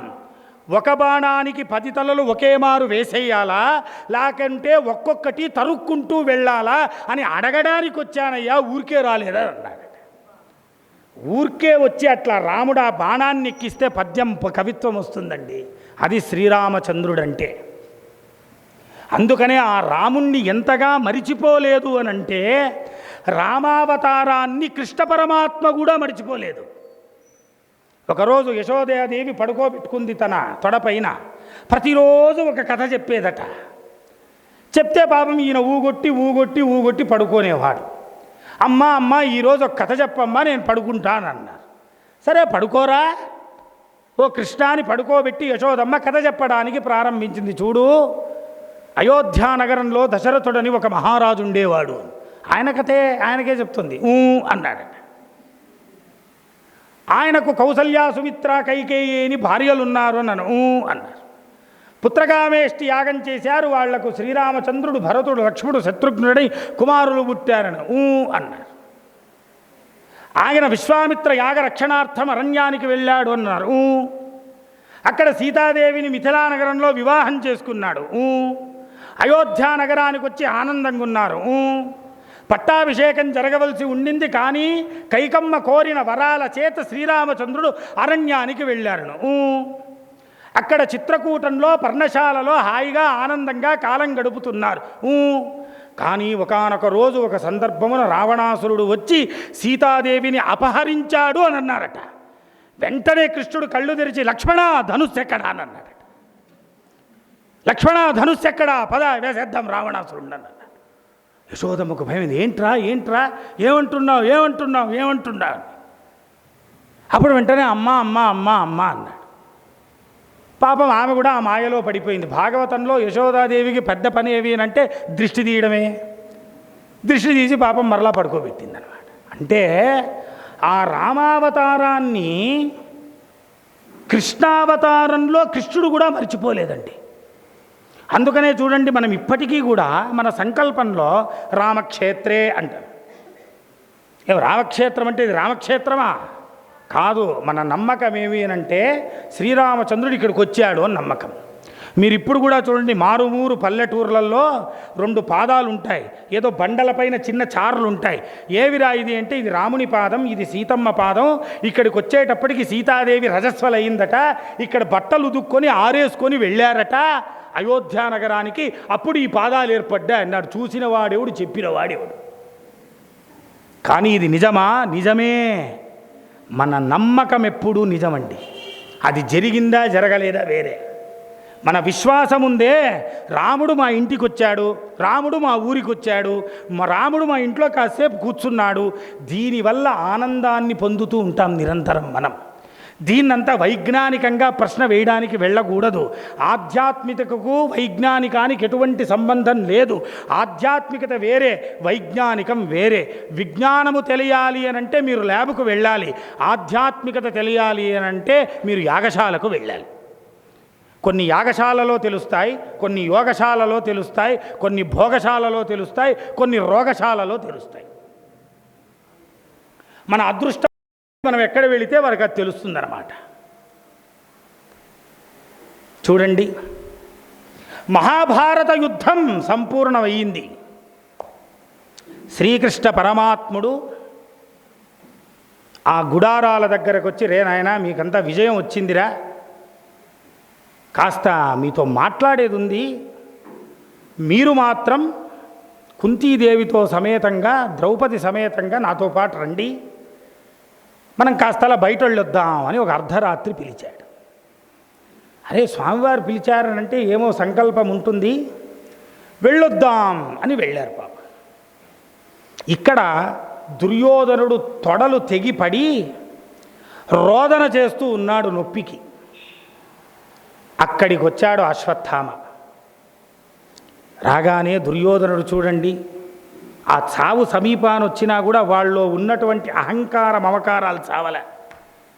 ఏంట్రా, మిమ్మల్ని నమ్ముకొని నాకు ఈ పరిస్థితి వచ్చింది దుర్మార్గుడా, నీ తండ్రి గారు ఏదో పెద్ద గురువని, వాడేదో పొడి చేస్తాడని, వాడేదో సైన్యాధ్యక్షుడని, అదని ఇదని మేమంతా నమ్ముకున్నాం. వాడు చేసింది అంత మాత్రం నిర్వాకం ఉంది, భీష్ముడి నిర్వాకం అంత మాత్రం ఉంది, మిమ్మల్ని అందరినీ కట్టుకొని నా మృత్యువు ఇక్కడికి వచ్చిందిరా దుర్మార్గుడా. ఈ దెప్పి పొడుపు మాటలున్నాయే, అది కాస్త అశ్వత్థాముణ్ణి కాస్త కుంఠితుణ్ణి చేసింది, బాధపడ్డాడు. అందుకనే చూడండి, ఎప్పుడైనా ఇంగ్లీష్లో ఏమంటారంటే ప్రవోకింగ్ అంటారు. దెప్పి పొడుపు మాటలు, ఎవరైనా మనల్ని అలా దెప్పి పొడుపు మాటలు మాట్లాడుతున్నారు అనుకోండి, ఊరికే మౌనంగా ఉండాలంతే. దానికి వెంటనే రియాక్షన్ ఇచ్చామా అయిపోతాం. వాడు ఏదో అంటాడు అన్నప్పుడు కాస్త ఓపిక బట్టి ఉండాలి. వెంటనే అశ్వత్థామ చూడండి, కోపం వచ్చింది వాడికి. మా నాన్నని అన్నాడు, ఎంత దుర్మార్గుడు వీడు, ఏం చెయ్యాలి రే, నేను ఇంకా ప్రాణంతోనే ఉన్నాను కదరా, ఇంకా ఆ పాండవుల గుడారాల్లో లైట్లు వెలుగుతూనే ఉన్నాయే, అక్కడ ఎవరైనా ఉంటే వెళ్ళి వాళ్ళని అట్లా వేసేసి రారా, నేను సంతోషపడతా. అపాండవీయం చేస్తా, నువ్వు చెప్పావుగా, చూడు వెళ్తున్నాను అని వరలో నుంచి ఖడ్గం తీసి లోపలికి వెళ్ళాడండి. లోపల వెళితే అక్కడ చిన్న పిల్లలు కొంతమంది పడుకున్నారు, వాళ్ళు ఎవరని కూడా చూడలే. ఈ దురహంకార ప్రవర్తన చేత వాళ్ళని సరసర నరికేసి వచ్చేశాడు. వాళ్ళెవరు? వాళ్ళు ఉపపాండవులు, పాండవుల యొక్క కుమారులు వాళ్ళు, ఉపపాండవులు. నరికేసి వెళ్ళాడు. దుర్యోధనుడు చెప్పాడు, చూడరా వేసేసా అలాగా ఇలాగా అని చెప్పాడు. వీడు పైశాచిక ఆనందాన్ని పొందుతూ ఉన్నాడు. శ్రీకృష్ణ పరమాత్మ, అమ్మ వచ్చిన పని అయింది, మళ్ళా గుడారానికి వెళ్దాం పదండి అని అన్నారు.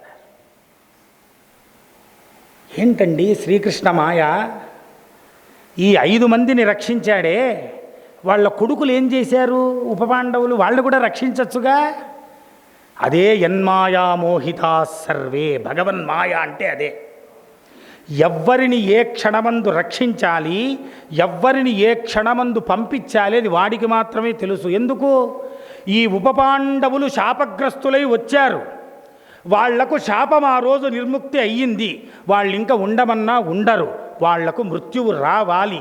అందుకనే మృత్యువు ఇలా తెప్పించాడు పరమాత్మ. వీళ్ళు ఇంకా రాజ్య పరిపాలన చెయ్యాలి, అందుకనే వీళ్లను కాపాడి తీసుకెళ్ళారు. అందుకనే చూడండి, ద్రౌపది వస్త్రాపహరణం అయిన తర్వాత ధర్మరాజు దగ్గరికి వచ్చి అరణ్యానికి వెళుతూ ఉంటే చెప్పాడట, ఏవిరా నువ్వు జూదమాడేటప్పుడు నేను ద్వారకా నగరంలో ఉండి ఉంటే నీకు ఈ పరిస్థితి వచ్చేది కాదు కదా అని అన్నారట.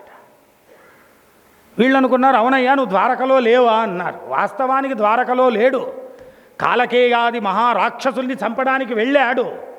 అయితే కృష్ణుడు చెప్పింది ఏమి అంటే ద్వారక అంటే నవద్వారపురి. ఏమిరా ద్రౌపదికి జ్ఞాపకం వచ్చిందే మూర్ఖుడా, నీకు జ్ఞాపకం రాలే. జూదమాడేటప్పుడు ధర్మరాజుకు కృష్ణ పరమాత్మ జ్ఞాపకం రాలే, ఆ మత్తులో పాచికలు వేస్తూనే ఉన్నాడంతే. ద్రౌపదికి చూడండి జ్ఞాపకం వచ్చి 2 చేతులు పైకెత్తిందండి. మహాభారతం చదివితే తెలుస్తుంది, కృష్ణ పరమాత్మ చీరలు ఇచ్చాడా ద్రౌపదికి? ఇవ్వలే. భగవంతుడు ఒకరికి ఇచ్చి ఒకడికి ఇవ్వలేదనుకోండి, వాడికి వైషమ్యం ఉన్నట్టు లెక్క. మళ్ళీ ఎలా వచ్చింది చీర? ద్రౌపద్యాః ధర్మం వస్త్రరూపేణ ప్రావృణోత్, మహాభారతంలో వాక్యం. ద్రౌపది చేసినటువంటి ధర్మమే వస్త్రరూపంలో వచ్చింది. మళ్ళీ కృష్ణుడు ఎందుకు ఇచ్చాడు అనంటే ఈమె కృష్ణ అని వచ్చిందిగా, అరిచింది కాబట్టి కృష్ణుడు మాధ్యమం అన్నమాట. ధర్మమే ద్రౌపది ధర్మమే ద్రౌపదికి వస్త్రరూపంలో వచ్చిందండి. చూడండి, పరమాత్ముడు అరణ్యానికి వెళ్ళవలసిన వాణ్ణి కాపాడలే, ద్రౌపదికి ఇచ్చాడు. అందుకనే స్మరణ, ఈ స్మరణ ఉందే భగవత్ స్మరణ, అది చాలా చాలా చాలా చాలా ముఖ్యం. మనమేం చేస్తామంటే దానికి అర్ధరాత్ర, సాయంత్రమా, మధ్యరాత్ర, గ్రహణమా, ప్రదోషమా అంటే నీ తద్దినన్నాడు చేసుకో అని చెప్పాలంతే. స్మరణ చేసుకోవయ్యా, ప్రతినిత్యం చెయ్యి భగవన్నామం. దానికి మళ్ళీ 100 పెడతాం మనం. ఇప్పుడా, రేపా, ఎల్లుండా, మంగళవారమా, ఇంకొకటా, మరొకట. ఈరోజు అనుకున్నావు రేపటి నుండి చేస్తా అని, రేపు పోయావనుకో ఏం చేస్తావు? చెయ్యాలన్న కోరిక ఒకటి మిగిలిపోయింది, మళ్ళా పుడతావంతే. చూడండి, ఈ పంచపాండవుల్ని తీసుకొచ్చారట. తీసుకొచ్చేటప్పటికి అక్కడ రక్తపు మడువులు కారుతూ ఉన్నాయి. రక్తపు మడువులు కారుతూ ఉంటే ద్రౌపదికి అనుమానం వచ్చింది, ఏదో జరిగింది లోపల. వెంటనే గుడారం లోపలికి వెళ్ళిందండి. అక్కడ మాంసపు ముద్దలు చూసింది. బాలురచావు కర్ణములంబడ దొలంగి గొలంగి రవంజాలక బాష్పతో యకనజాలము చెక్కులు నాడే నేర్చే పాంచాల తనూజా నేలబడి జాలబడి యొరయంజాలక క్రీడిత నిర్భీతి అయి ఎత్తినమ్మానంచున్. బాలురచావు చూడండి, పోతన్న గారిది ఎలా అనంటే ఒక్కొక్క పద్యం ఎలా వేస్తాడు చూడండి ఆయన. ద్రౌపదీదేవి వెంటనే ఆ క్షత్రియ కాంత ఆ మాంసపు ముద్దలు చూడగానే రియాక్షన్ ఎలా ఉంది అనంటే సామాన్య స్త్రీలుగా పొయ్యావా అని వెంటనే బీపీ అబ్నార్మల్ అయి కింద తలదిరిగి పడిపోదామె. బాలురచావు కర్ణములంబడ దొలంగి గొలంగి రవంజాలక భస్పతో యకనజాలము చెక్కులు నాడ్చె పాంచాల తనూజా అన్నాడు. వెంటనే ఒక పక్క నీళ్లు కారిపోతున్నాయట, చెక్కిళ్ళు ఇలా తుడుచుకొని ఒక పక్క దుఃఖం, ఒక పక్క కోపం. ఎవడ్రా ఎవడ్రా ఎవడ్రా చేసిందని వెంటనే ఆ క్రీడి ఆ అర్జునుడు దగ్గరకు వచ్చి, అమ్మా ఎందుకు కోపగిస్తున్నాడు? ఛ, ఇంకా నా ఎదురుగుండా నిలబడ్డావు, ఆ చంపిన వాడిని తలనరికి తీసుకురారా. ఎవడు వాడన్నాడు? అశ్వత్థామ. తెలిసింది. ఆ అశ్వత్థామను వెంబడించి అర్జునుడు పట్టుకొచ్చి నిలిపాడు ద్రౌపది దగ్గర. ఇగో వీడే ఆ దుర్మార్గుడు, ఇగో చెప్పు, ఇప్పుడే నరికేస్తా అన్నారట. చూడండి, ఎంత వీర క్షత్రియ కాంతైనా ఆడదే కదండి. కాస్త మమకారము, కాస్త దుఃఖం, అందులో గురుపుత్రుడు దగ్గరకు వచ్చి అడిగింది. చూడండి ఇక్కడ పద్యం ఎలా వేశారు పోతన్న గారు. పరగన్ మామగవారలెల్ల మున్ను బాణ ప్రయోగోపసంహరణాది ఆయుధ విద్యలన్నీ ద్రోణాచార్యుచేనభ్యసించిరి. పుత్రాకృతు నిన్న ద్రోణుడవు నీ చిత్తంబులో కరుణ సంగంబులేశంబులేక శిష్యసుతులన్ ఖండింపగా బాడియే. చూడండి పద్య నిర్మాణం అనేది ఎలా చేస్తారు పోతన్న గారు. పరగన్ మా మగవారలెల్ల, ఏమయ్యా మా మొగుళ్ళందరూ కూడా నీ తండ్రి దగ్గరే, ద్రోణాచార్యుడి దగ్గరే బాణము వేసేది, దాన్ని ఉపసంహారణం చేసేది విద్యలంతా నీ తండ్రి దగ్గరే నేర్చారు కదా. గురువు యొక్క కుమారుడు అంటే అర్థమేమి, ఇంకో గురువు అనే అర్థం కదా. గురువు యొక్క కొడుకులు అనంటే శిష్యులందరూ కొడుకులే కదా. నీ యొక్క శిష్యు సుతుల్ని నువ్వు చంపేశావే, చేతులెట్లొచ్చాయ్యా, చేతులెట్లొచ్చాయి చెప్పు. ఉద్రేకంబునరారు శస్త్రధరులై యుద్ధావనిన్లేరు, నీకిత్కించిద్ ద్రోహమును చేయరు. బలోత్సేకంబుతో రాత్రిన్ నిద్రాకారల ప్రౌఢ చిన్ని బాలుల చంపుట నీ చేతులెట్లాడెనో. ఉద్రేకంబునరారు శస్త్రధరులై, వాళ్ళు ఏమైనా వచ్చారా యుద్ధానికి? లేకపోతే నీకేమైనా ద్రోహం చేశారా? లేకపోతే నీకేమైనా ఇబ్బంది కలగజేశారా? నీకెట్లొచ్చాయ్యా? అది చిన్న పసి కందళ్ళు చంపేశావు. దుర్మార్గుడా, రేపొద్దున రాజ్యానికి ఎక్కి మహారాజులు కావలసిన వాళ్లను చంపేశావే, నీ చేతులు ఎట్లొచ్చాయి? కృష్ణ పరమాత్మ అన్నాడు, అమ్మా తగదు మీకు బ్రహ్మహత్యలు, నిలుపుము ఈ జాగరూకంబులు. ఇచ్చెద వీడికి మఘాశాపంబు, శిశుహంతా అనునామ ఫలకంబు శిరస్సున వేసి మహోన్మాదంబునన్. 1000 సంవత్సరంబులు తిరుగు నీ భువిలో. వద్దు వద్దు వాణ్ణేమనకండి, ఎంత చేసినా తపస్సు చేసిన బ్రాహ్మణుడే. ఆ బ్రహ్మహత్యా పాపం నీకొద్దమ్మా. ఇగో శిశుహంత అని ఒక బోర్డు తగిలేస్తాం నెత్తి మీద. వీడు ఉన్మాదంతో పిచ్చివాడై 1000 సంవత్సరములు తిరుగుతాడని రాశారు, శాపం పెట్టాడు కృష్ణ పరమాత్మ. చూడండి, 1000 సంవత్సరాలు ఉన్మాదావస్థలో పిచ్చివాడై ఈ రోజుకున్నాడండి అశ్వత్థామ. చూసిన వాళ్ళు ఎంతోమంది ఉన్నారు. వాసుదేవానంద సరస్వతి మహారాజ్ తేంబే స్వామి సాక్షాత్ దత్తాత్రేయ స్వరూపం గుజరాత్ అడవుల్లో తిరుగుతూ ఉంటే ఒక్క మారొచ్చి చెయ్యి వేశాడట ఒక పెద్ద మనిషి. చూస్తే 16 అడుగులు ఉన్నాడు. ఆయన కిందికి ఒక్క మారు చూసి మీరు అశ్వత్థామ కదా అని అన్నాడట. అవునయ్యా, నీకెలా తెలిసిందంటే నాకు తెలిసిందయ్యా అన్నారు. నువ్వు మహాయోగివి కాబట్టి దర్శనమిచ్చా, ఉన్మాదంతో తిరుగుతూ ఉన్నా 1000 సంవత్సరాలు పూర్తయింది, ఈరోజు నా పిచ్చి తగ్గింది అని అశ్వత్థాముడు వాసుదేవానంద సరస్వతి స్వామి వారితో చెప్పారని ఆయన కథలో రాసుకున్నాడు.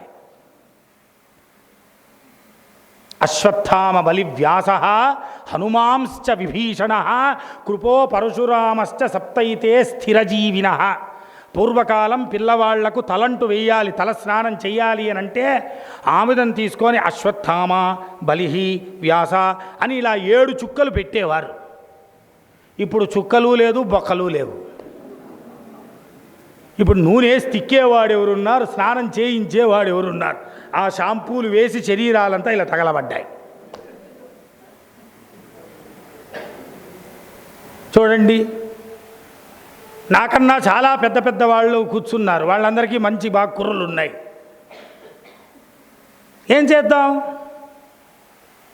పూర్వము ఈ సంస్కారాలు పెట్టుకునేవారండి, దీన్ని ఎవరు అడిగేవారు కాదు. ఇప్పుడు ప్రతిదీ ప్రశ్నే, ప్రతి ఆచరణకు ఒక ప్రశ్నే. దీన్ని సైంటిఫిక్గా ప్రూవ్ చేయాలనేది. ఏం సైంటిఫిక్గా ఏం ప్రూవ్ చేసేది? ఒక భావన, రే నాయన ఒక అశ్వత్థామ ఒక బలిలాగా ఒక వ్యాసుడిలాగా స్థిరకాలం ఉండ్రా మంచి ఆయురారోగ భోగభాగ్యాలతో. అలా ఉన్మాదావస్థలో తిరిగాడు అశ్వత్థామ. పాండవులు వచ్చారు. శ్రీకృష్ణ పరమాత్మ ద్వారకా నగరానికి వెళ్ళిపోయారండి. పట్టాభిషేకానికి లేడు శ్రీకృష్ణ పరమాత్మ. ఎందుకు? అక్కర్లే. అయ్యా నువ్వు దగ్గర ఉండి సమస్తమైనటువంటి పోర్ట్ఫోలియోలు ఉన్నాయే నువ్వే ఈ అని అన్నారు. నాకొద్దయ్యా అని అన్నారు పరమాత్మ.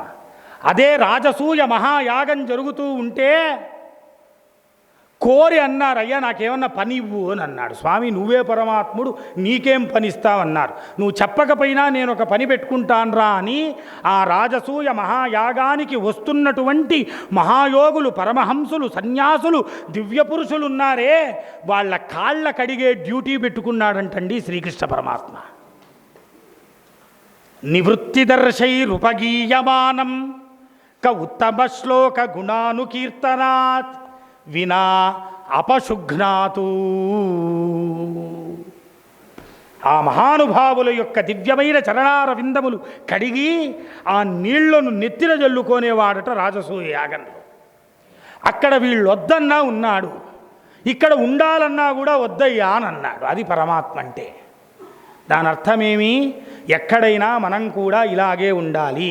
అనువుగాని చోట అధికులమనరాదు, కొంచెముండుటెల్ల కొదవలేదు, కొండ అద్దమందు కొంచెమై ఉండదా, విశ్వదాభిరామ వినురవేమా. మనకెక్కడ గౌరవం మర్యాద లేదనుకోండి అక్కడ ఉండకూడదు. వెంటనే మన వచ్చిన డ్యూటీ అయిందా వెళ్ళిపోవాలి.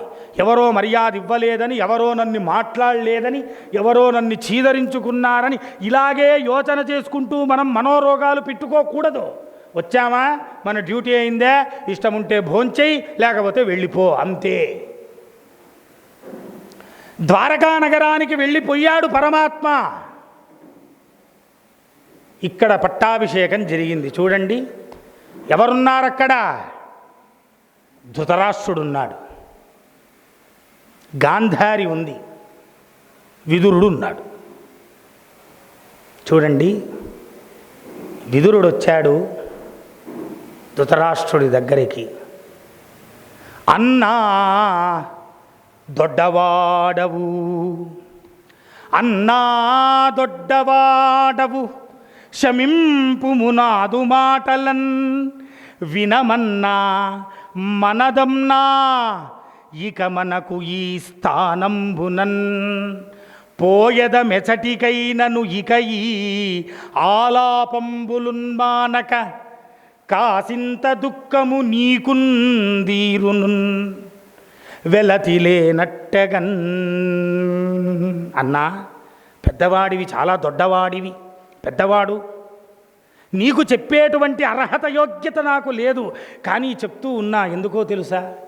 అయ్యింది మహాభారత యుద్ధం, నీ కొడుకులంతా చనిపోయారు, ఇంత దుఃఖములో ఉన్నావు, ధర్మరాజుకు పట్టాభిషేకం అయ్యింది, వాళ్ళేదో నిన్ను నామకావాస్తి చూసుకోవాలి కాబట్టి చూసుకుంటూ ఉన్నారు. ధర్మరాజు బాగా చూసుకుంటూ ఉన్నాడట, ఎందుకంటే పెదనాన్న అని పాపం ఆయన కాస్త సెంటిమెంట్ ఉంది. ఈ సెంటిమెంటు భీముడికిలే. ఎందుకు లేదు అనంటే, ఒక తట్టలో నిండా అన్నం తీసుకొచ్చి ఆ ధృతరాష్ట్రుడికి ఇచ్చి, పెదనాన్న తిను తిను తిను, 100 మంది పోయినా కూడా బాగా తింటాన్నావే, ఇంకా తిను తిను తిను, ఇంకా షుగర్ బీపీ ఏం రాలే, ఇంతమంది పోయినా ఏ స్ట్రెస్సు టెన్షన్ ఏం లే, తిను తిను బాగా తిను అనా ఇలా దెప్పి పడిపోయేవాడండి ప్రతిరోజు. దానికి అర్థం ఉంది. ఎంత దుర్మార్గమైన పనులు చేశారండి. త్రాటన్ గట్టిరి, నీట ముంచిరి, మహారణ్యంబులో కాల్చిరిన్, తెలియక ఎన్ని అవమానంబులు చేసిరి హంతా. తాళ్లతో కట్టారు, నీటిలో ముంచారు, అరణ్యంలో కాల్చారు, ఎన్నెన్ని చేశారండి పాపం పాండవుల్ని. ఇవంతా ఒకరోజు కాకున్నా ఒకరోజు గుర్తు రాకుండా ఉంటుందా? కాబట్టి వద్దొద్దయ్యా, వెళ్ళిపోదాం వెళ్ళిపోదాం వెళ్ళిపోదాం అని అన్నారండి. ధృతరాష్ట్రుడికి అనిపించింది, నిజమే అయ్యింది, అయిపోయింది, నాకు వయస్సు అయింది, ఏం చేద్దాం, వెళ్ళిపోదాం, పదయ్యా వెళ్ళిపోదాం. వెళ్ళిపోదామంటే దాని అర్థం ఏమి? అది మహాప్రస్థానం. మహాప్రస్థానం అంటే ఇంకలా వెళ్ళిపోవడం అంతే. వెళ్ళిపోతే ఏమి, సముద్రం వస్తే సముద్రం, నది వస్తే నది, కొండ వస్తే కొండ, అరణ్యం వస్తే అరణ్యం, అలా వెళ్ళిపోతూ ఉండాలి. ఏ చిక్తే అది దొరకి తినాలంతే, ఎక్కడ భిక్షాటన చేయకూడదు. చూడండి ఈ ముగ్గురు అలా వెళ్ళిపోతూ ఉంటే వాళ్ళని వెంబడించిందట కుంతీదేవి. ధర్మరాజు వచ్చాడమ్మా, మొన్నే ఇంకా కూర్చున్న పట్టాభిషిక్తుణ్ణి, ఒక కొద్ది రోజులు మాతో పాటు ఉండమ్మా. వద్దరా, చాలు, సంతోషపడ్డా. అగ్రజులు పెద్దవాళ్ళు వెళ్ళిపోతున్నారు, ఇంకా నాకేం పని. చూడండి, అక్కడి నుండి బయలుదేరి వెళ్ళిపోయింది. అలా వెళ్ళిపోతూ ఉన్నారు. ఒక అరణ్యములో ఒక కార్చిచ్చు రేగింది. ఆ కార్చిచ్చు అగ్ని ప్రమాదంలో ధృతరాష్ట్రుడు, గాంధారి, కుంతీదేవి మరణం పాలయ్యారు, చనిపోయారు. విదురుడు ఒక్కడు మిగిలాడండి. ఈ విదురుడు అక్కడి నుండి మరలా ప్రయాణం చేస్తున్నాడు. మహాప్రస్థానం, వెనక తిరిగే ఆవశ్యం లేదు. అక్కడ ఒక చిన్న ఆశ్రమం కనపడింది. ఆ ఆశ్రమంలో మైత్రేయుడు అనేటువంటి ఒక మహర్షి ఉన్నాడు. ఆ మైత్రేయి మహర్షి దగ్గర కూర్చుని అనేకమైనటువంటి ధర్మ సందేహాలు అడిగి, పురాణాల్లో తనకున్నటువంటి సందేహాల్ని నివృత్తి చేసుకుని, వేదాంతాన్ని అర్థం చేసుకుని బ్రహ్మ విద్య పొందాడు. ఆ విదురుడు ఎక్కడ మైత్రేయి మహర్షితో కలిసి అనేకమైనటువంటి విచారాలు తెలుసుకున్నాడో ఆ క్షేత్రాన్నే మనం ఇప్పుడు విదురాశ్వత్థం అని పిలుస్తాం. ఆ విదురాశ్వత్థం అనేటువంటి క్షేత్రం ఉందే, అక్కడ మైత్రేయి మహర్షిని కలిశాడు అనేది అక్కడ పురాణ ప్రసిద్ధి. చూడండి, అక్కడ అనేకమైన కథలు విన్నాడట. ఇక్కడంతా బాగా జరుగుతూ ఉందని అనుకున్నారు.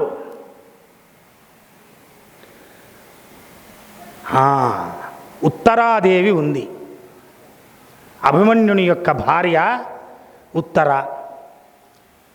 ఈ ఉత్తర గర్భంలో శిశువు ఉన్నాడు. చూడండి, ఈ అశ్వత్థామకు ఎప్పుడు శాపం పెట్టి బయట పంపాడో వాడు ఆ కోపం తాళజాలక మళ్ళా వీళ్ళెవరినీ మిగల్చకూడదని బ్రహ్మశిరోనామక అస్త్రము ఉత్తర గర్భం వైపు వేశాడట వాడు. చూడండి, కాపాడుతానని కృష్ణ పరమాత్మ చెప్పాడంతే. రాడా చూడ సమస్త జీవులన్ రాజిల్లువాడు ఇందున్లేడా, కాడా నన్ని చూడడా మదేటికిన్ నా రక్షణంబు ఎట్లోగదే. అయ్యా ఓ పరమాత్మ, కాపాడుతానన్నావు, రాడా, రావా, చూడవా, ఈ గర్భాన్ని రక్షణ చెయ్యవా, నన్ను కాపాడవా ఓ పరమాత్మ. కృష్ణ పరమాత్మ తన సుదర్శన చక్రాన్ని అడ్డుపెట్టి ఆ శిశువుని బతికిచ్చాడండి. ఆ శిశువున్నాడే ఉత్తరాగర్భం నుండి పైకి వచ్చిన తర్వాత ఇలా దిక్కులు చూశాడట. ఏమి అని అన్నారు.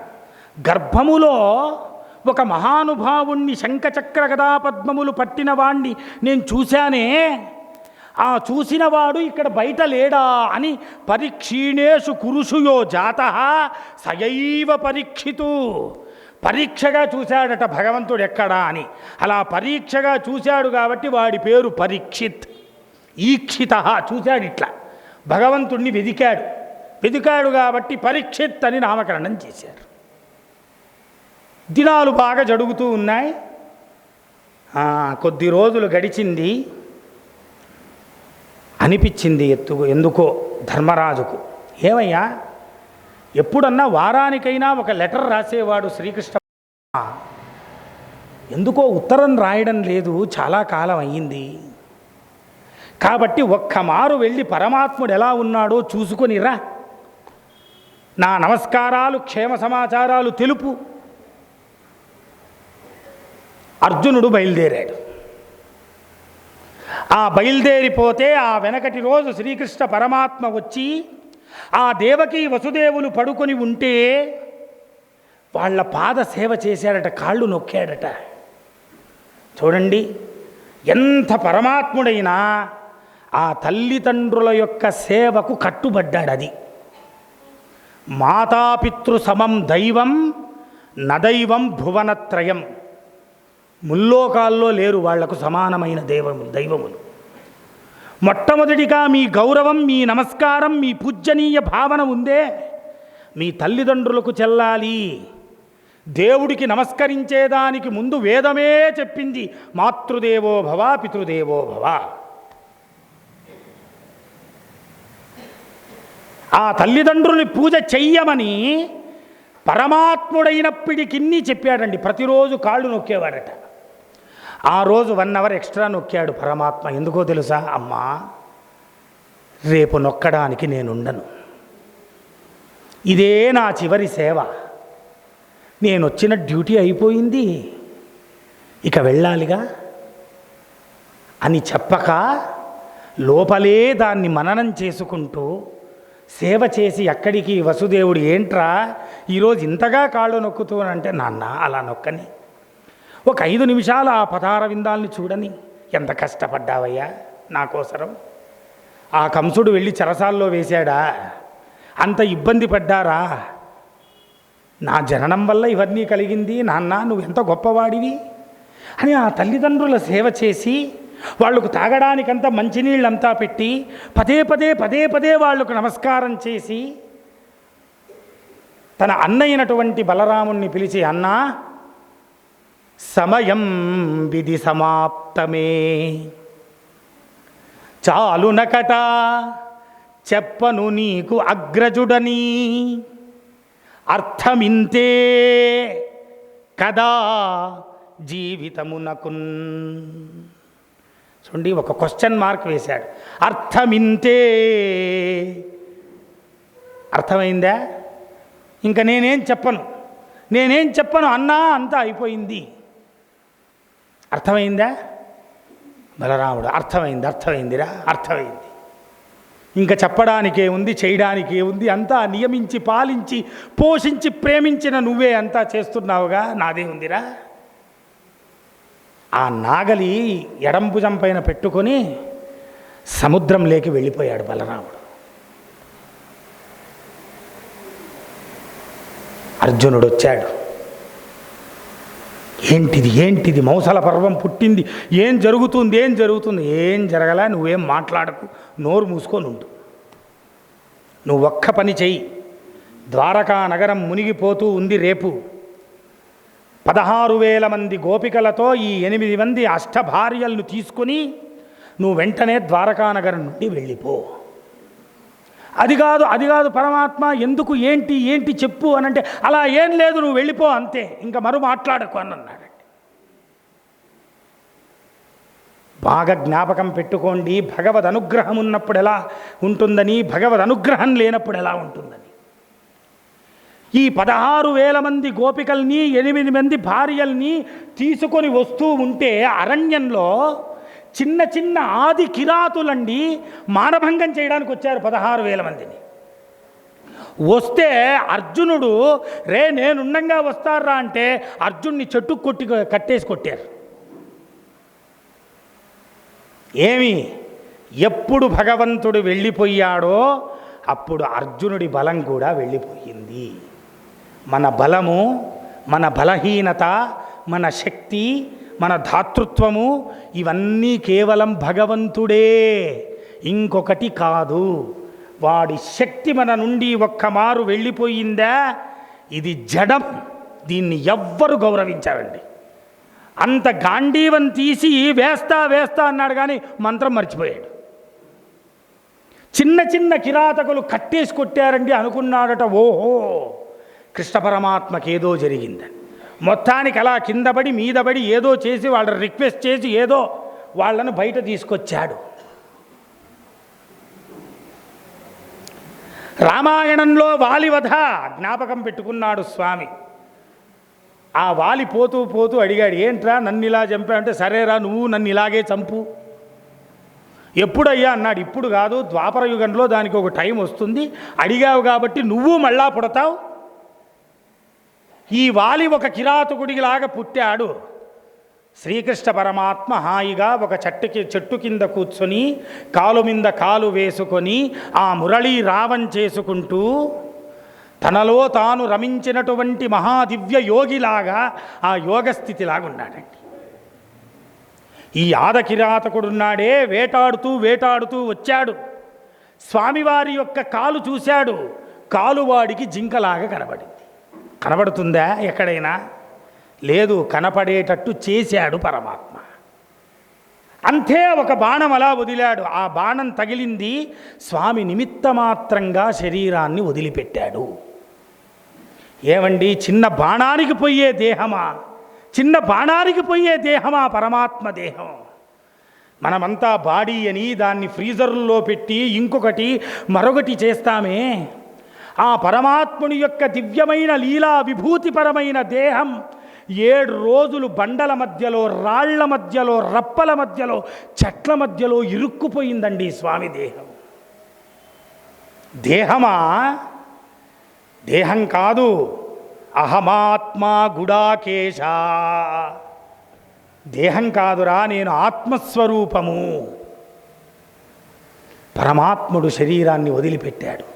వెతికి వెతికి వెతికి వెతికి వెతికి వెతికి 7వ రోజు స్వామి దేహం కనబడింది. అయ్యో అయ్యో కృష్ణ, ఏంటయ్యా, మనల్ని కాపాడిన వాడివి, మాకు పట్టాభిషేకం చేసిన వాడివి, మాతో ఉన్నవాడివి, జనులందరూ నిన్ను భగవంతుడని కొలిచాడే, నీకు మరణమా తండ్రి?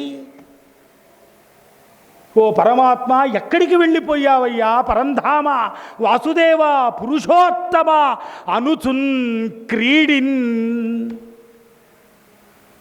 ఆ అర్జునుడు దొర్లాడాడట అటు ఇటు. చెయ్యగలిగిందేంలే. అక్కడ ఉన్నటువంటి కంపలు, చిన్న చిన్న కట్టెలు తీసుకొచ్చి స్వామివారి అంత్యేష్టి చేశారు. అర్జునుడు అంత్యేష్టి చేశాడండి. పరమాత్ముడి దేహం ఎక్కడ, అర్జునుడు ఎక్కడ, అంత్యేష్టి ఏంటి? అందుకనే చూడండి, రాముడు పుట్టాడు, చావలేదు. కృష్ణుడు పుట్టలేదు, కానీ చచ్చాడు. ఎలా? శ్రీరామచంద్రుడు సాక్షాత్తు కౌసల్యా గర్భం నుండి బయటికి వచ్చాడు, కానీ చనిపోయాడా? సరయూ నదిలోకి వెళ్ళిపోయాడు. ఇప్పటికి కూడా లెక్కల ప్రకారం శరీరం దొరకకపోతే వాడు బతికాడని అర్థం. రాముడి దేహం దొరకలే కాబట్టి రాముడు పోలే, మరణించలే. కృష్ణుడు పుట్టలే. దేవకీదేవి ఏదో గర్భంలో నొప్పులున్నట్టు ఉంది, కానీ తమద్భుతం బాలకం అంబుజేక్షణం శ్రీవత్సలక్ష్మం గళశోభికౌస్తుభం చక్రం గదా శంఖపదాభిధానం. శంఖచక్ర గదా పద్మములు ధరించి శ్రీవత్సమనేటువంటి పుట్టుమత్సతో, ఊర్ధ్వపుండ్రములతో, బాలభావముతో పరమాత్ముడైన శ్రీకృష్ణుడు పక్కలో ఆవిర్భవించాడు. అంతే తప్ప దేవకీదేవి గర్భం నుండి రాలే. దేవకీదేవి గర్భం నుండి రాలే. అంతే, కృష్ణ పరమాత్మ పుట్టలా. కానీ చూడండి, ఆ దివ్య దేహాన్ని వదిలిపెట్టాడు పరమాత్మ. మరణము సత్యము. ప్రతిరోజు ఎంతటి వాడికైనా ఒకరోజు అది వస్తుంది. ఆ మరణము పరమాత్మునికి కూడా అవతారముల్లో తప్పింది కాదు అనేది మనం గుర్తుపెట్టుకుంటే మన జీవన విధానము మారిపోతుంది. అంత్యేష్టి చేశాడు పరమాత్మకు. వచ్చాడు అక్కడి నుండి, హస్తినావతికి వచ్చాడు. భోర్న ఏడ్చుకుంటూ ఒకవైపు కూర్చున్నాడు. ధర్మరాజు వచ్చాడు. ఏంట్రా, వెళ్ళొచ్చావా? ఎలా ఉన్నాడు పరమాత్మ? చెప్పు, నన్నేమైనా అడిగాడా? ఏం మాట్లాడలే, ఏడుస్తున్నాడు. ధర్మరాజుకు అవమానం వచ్చింది.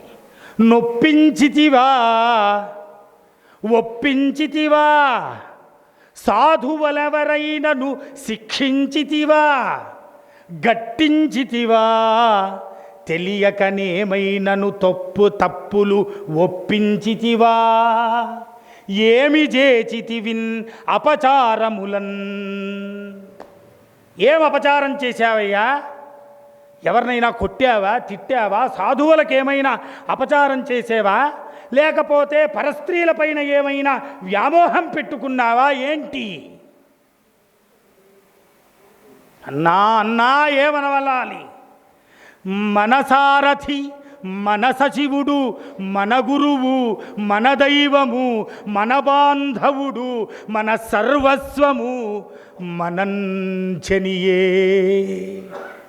అన్నా అన్నా ఏమందు నేను చెప్పు. మన సారథి, మన సారథ్యం వహించినవాడు, మన గురువు, మనం దుఃఖంలో ఉన్నప్పుడు మనకు సత్క్రియలను బోధించినవాడు, మన నయ్యము, మన బంధువు, మన సర్వస్వము, మన సర్వస్వమైన పరమాత్ముడు మనల్ని వదిలి వెళ్ళిపోయాడన్నా, మనల్ని వదిలి వెళ్ళిపోయాడు. ఇంకా కృష్ణ పరమాత్మ అనేది పేరు మాత్రమే, దేహం లేదు, దేహం లేదని ఏడ్చారు. అయ్యయ్యో వెళ్ళిపోయాడారా, పరమాత్మ వెళ్ళిపోయాడా మనల్ని వదిలిపెట్టి? ఇంకా తను లేని జీవితం మనం ఎందుకు ఉండాలి? అలనాడు దుర్యోధనుండు దూర్వాసునికి ప్రేరేపించి 10,000 గురయోగులన్ పంపి కుక్షికై అన్నార్థులై రావగా, పరగన్మనుమన్నము తినగన్ తానొక శాఖము నిలిపి మన మానము కుక్షి సంతర్పణ చేసిన దేవుండెక్కడే. అర్జున నీకొక రోజు జ్ఞాపకం ఉందా? మన దగ్గర అక్షయ పాత్ర ఉండేది. ఒకరోజు మనమంతా దాన్ని బాగా భోంచేసి అందులో పాత్ర కడిగి బోర్లించి పెట్టాం. ఈ దుర్మార్గుడైన దుర్యోధనుడు దూర్వాసుణ్ణి ప్రేరేపించి 10,000 మంది యోగుల్ని ఆయనతో పాటు పంపించారు. దుర్వాసుడు శాపమిస్తాడేమో అని మనం భయపడ్డాం. ఆయన స్నానానికి వెళ్ళి స్నానం చేస్తూ ఉంటే అప్పుడు కృష్ణ పరమాత్మను తలుచుకుంటే మన దగ్గరికి వచ్చాడు. ఏంటని, ఏమోనయ్యా పాత్ర కడిగేశాం, పాత్ర కడిగిన తర్వాత ఇంకా రేపే అక్షయ పాత్ర పనిచేస్తుంది, ఏం చెయ్యాలనేది. ద్రౌపది ఆ పాత్ర ఇలా ఇవ్వవమ్మా. ఏంటమ్మా పాత్ర సరిగ్గా కడగలేదే, నువ్వు ఉపయోగించేది వింబారా సబీనానా ఏంటి? ఇంకా మిగిలిపోయింది ఒక చిన్న శాఖం అని ఊరికే ఇట్లా గోకాడంటండి మాడు. ఆ మాడు ఇట్లా గోకి తన నోట్లో పెట్టుకొని బ్రహ్మార్పణం కడుపు నిండిందని అన్నాడంతే. స్నానము చేస్తున్నటువంటి దుర్వాస మహర్షితో పాటు 10,000 మంది కడుపులు అలాగే నిండిపోయి కడుపులు ఉబ్బి గ్యాస్ట్రిక్ ట్రబుల్ అయి అక్కడే కొట్టిమిట్టారట. అయ్యో అయ్యో సరిపోతున్నావు ఏంట్రా, భోంచేయకుండానే ఇలా వచ్చింది, తేల్పులు వస్తున్నాయని. మన మానములు కాపాడాడు ఒక్కరోజు, నీకు జ్ఞాపకం ఉందా? చూడండి, ఎవరైనా పోతే ఇలా మంచి విషయములు మాట్లాడుకోవాలి, మంచి మాటలు చెప్పాలి. మొట్టమొదటిగా అక్కడ పోయి పోయాడా, ఎలా పోయాడు, ఎలాగో ఒకలాగ పోయాడుగా, అది చూడవయ్యా మొట్టమొదటిగా. అంటే హాస్పిటల్లో పోయాడా, ఇంట్లో పోయాడా? లేదయ్యా ఆసుపత్రిలో పోయాడు. ఐసీయూలో పోయాడా, నార్మల్ బెడ్డా? ఏవోరా ఐసీయూలో పోయినారు. ఇన్సూరెన్స్ ఉందా లేకపోతే జనరలా?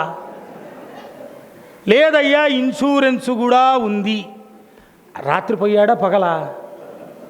లేదయ్యా రాత్రి పోయాడు అని అన్నాడు. నక్షత్రం మంచిదే కాదా?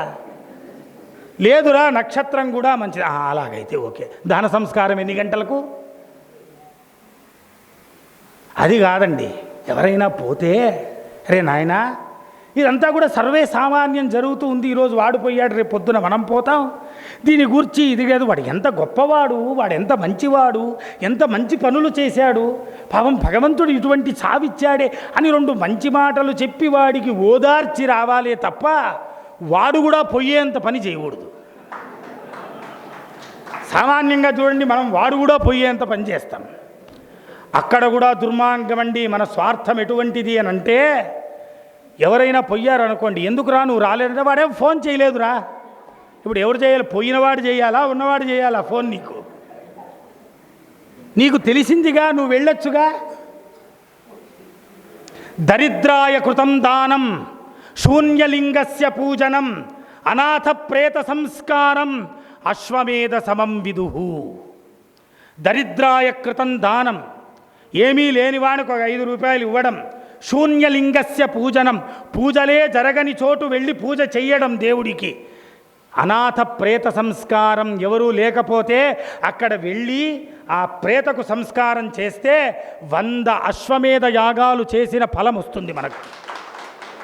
ఇంతమంది ఉన్నారు కాబట్టి మీ అందరికీ చెప్తున్నా, దయచేసి ఎవరైనా పోతే గురువారం, శుక్రవారం, మంగళవారం అని చూడకండి. వెళ్ళి మీ చేతనైనంత సహాయం చెయ్యండి. అంతే తప్ప ఈ చట్టం ముట్టుకోవచ్చా, దీన్ని ఎత్తచ్చా, దీనికి జీవత్పితృవులా, ఇంకొకట మరొకట ఏ పుస్తకంలో రాశారు, ఏ ధర్మశాస్త్రంలో రాశారు ఎవరైనా చెప్పండి దయచేసి. ప్రతి ఒక్కరికి అధికారం ఉందండి. అందరూ శ్మశానానికి వెళ్ళాలని అన్నారు.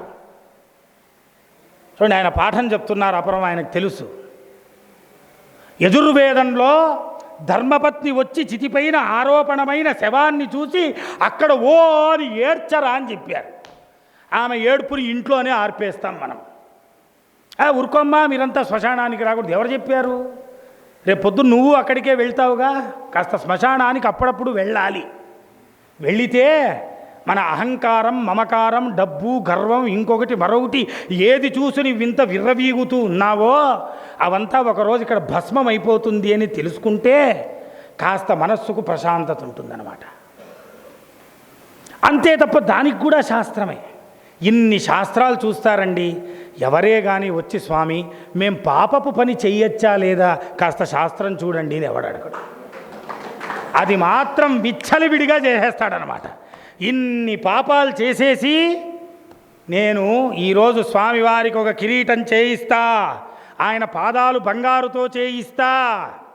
బాగా గుర్తుపెట్టుకోండి, ఎవరెవరైతే L1, L2 VVIP దర్శనాల్లో వెళ్తారో మీకంతా ఈజీగా దర్శనం కావచ్చు. అయితే మీరు వచ్చేటప్పటికి స్వామివారు వెనక్కి తిరుక్కుంటారు. ఎవరెవరైతే కష్టపడి ఆ వైకుంఠం క్యూ కాంప్లెక్సుల్లో నిలబడి అక్కడ వాడేసిన సజ్జన్నం తినుకుంటూ అక్కడే స్నానం చేసుకుంటూ అక్కడే ఇబ్బంది పడి అయ్యో ఇంకెప్పుడవుతుందో అని గోవిందా గోవిందా అని అనుకుంటూ ఎవడైతే వెళ్తాడో ఆ 7 వాకిండ్లు దాటి మీ ఎదురుగుండా ఉండి దర్శనమిస్తాడు పరమాత్మ. ఎప్పటికే కానీ VVIP దర్శనాలు కాదండి, కష్టపడి వెళ్ళాలి స్వామి దగ్గరికి. అలా కష్టపడడం వల్ల నువ్వు జీవితంలో ఎన్నో కష్టాలు అక్కడ పోతాయిరా. అలా కాకోకుండా నువ్వు వెళ్ళావు, ఆయన ముఖం మార్చుకున్నాడు, ఆ పక్క తిరిగాడు. లక్ష్మీదేవి వచ్చి అడుగుతుంది, ఏమండి అంటే ఏంటి వీడు ఎప్పుడు VIP వీడి ముఖం చూడుకోకుండా చస్తున్నాను ఇక్కడ అంటారు. ఎప్పుడు చూసినా అదే ముఖమే. కాబట్టి చూడండి, అది కాదు దర్శనం అంటే. దర్శనం అనంటే కష్టపడాలి. అలా చూడండి, ఒక్కొక్క మంచి విషయాలు మాట్లాడుకుంటున్నారట. సంభాషించదనవాడనుచున్ మరల గురువనుచున్ బంధువనుచున్ ఇష్టుడనుచున్ సఖుడనుచున్ సర్వమనుచున్ నేయము రేపు నేను యౌవని పిలుతజ యౌవని పిలుచెద ఇక తెలుపుమే. ఒక్కొక్క మారు బంధుత్వంతో మాట్లాడేవారు భావా భావా అని. ఒక్కొక్క మారు గురువుగారు అనేవాడు, ఈయన శిష్యుడు అనేవాడు. ఒక్కొక్క మాడు శిష్యోసమే సఖా చేతి నా ఫ్రెండ్ రా అర్జునుడు అని అనేవాడు. అన్ని విధాల మన వైపు ఉన్నటువంటి పరమాత్మ ఇక మన పాలిటిక లేడు అనంటే మనం ఎలా తట్టుకోవాలయ్యా?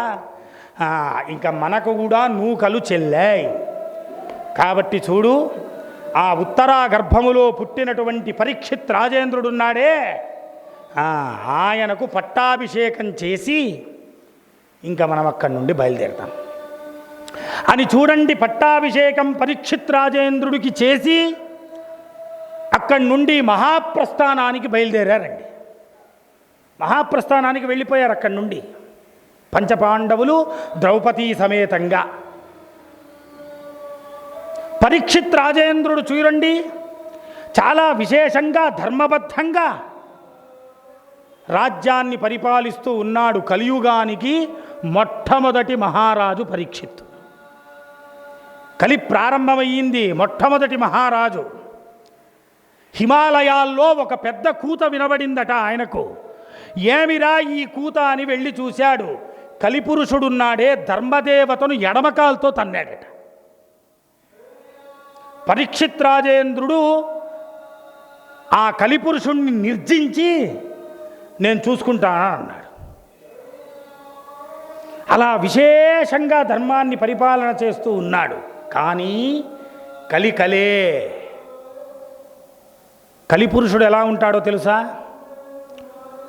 కృతయుగ పురుషుణ్ణి ఒకమారు బ్రహ్మదేవుడు పిలిచాడు మీటింగ్కు. ఆయన కృతయుగ పురుషుడు వచ్చాడు, బాగా దివ్యమైన వస్త్రాలు వేసుకొని సెంటు కొట్టుకొని బాగా దివ్యదేహంతో వచ్చాడండి. అది అవ్వగానే త్రేతాయుగ పురుషుణ్ణి పిలిచాడు. చూడండి, కృత అంటే అర్థమేమి అంటే ఇతపూర్వం ఉన్నది అని. It is already made. అక్కడ చేయడానికి ఇంకేం లేదు, అంతా పుణ్యమే. చూడండి, కృతయుగం అయిపోతూనే త్రేత ఇత ధర్మం అప్పుడే 3 పాదాలకు వచ్చింది. కానీ వాడు కూడా కాస్త సౌఖ్యంగానే ఉన్నాడు, ఏమి ఇబ్బందిలే. ద్వాపరయుగ పురుషుణ్ణి పిలిచాడట. చూడండి, అప్పటికే కాస్త ధర్మం అపర 2 కాళ్ళకు వచ్చింది ధర్మం అప్పుడే. కానీ పర్వాలేదు. చూడండి, ద్వాపరయుగంలో కూడా దేవుడు సశరీరంగా దిగాడు, అంటే మంచి యుగమే. కలియుగ పురుషుణ్ణి పిలిచారట. రే కలి రారా అన్నాడు. వీడిని చూసి అందరూ కళ్ళు మూసుకున్నారు. ఎందుకో తెలుసా? వీడు బట్టలు లేకోకుండా తన మర్మాంగాన్ని ఒకటి చేతిలో పెట్టుకొని ఇంకో చేత్తో నాలుకని పట్టుకొని వచ్చాడంటండి. ఏంట్రా ఇలా వచ్చావు అని అన్నారట.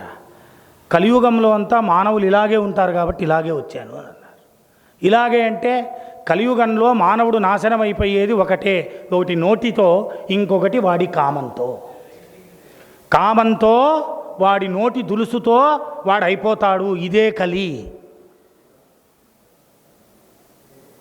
అందుకనే చూడండి, కలియుగంలోకి వచ్చేటప్పటికి వివాహ సంకల్పం కూడా మారిపోయింది. కామో దాత, కామ ప్రతిగ్రహీత, అంతా కామమే. కామం లేనిది ఇంకొకట్లే. కామమే, కోరికే, అన్నీ కోరికే. కామం అంటే కేవలం శారీరమైన కామం కాదు. మనకు ఉన్నా సంతృప్తి చెందక ఇంకొకటి కావాలనుకుంటామే అది. ఇంట్లో 1 కేజీ అరటిపళ్ళు పెట్టావు, హాయిగా లక్షణంగా పండు తిని పడుకో.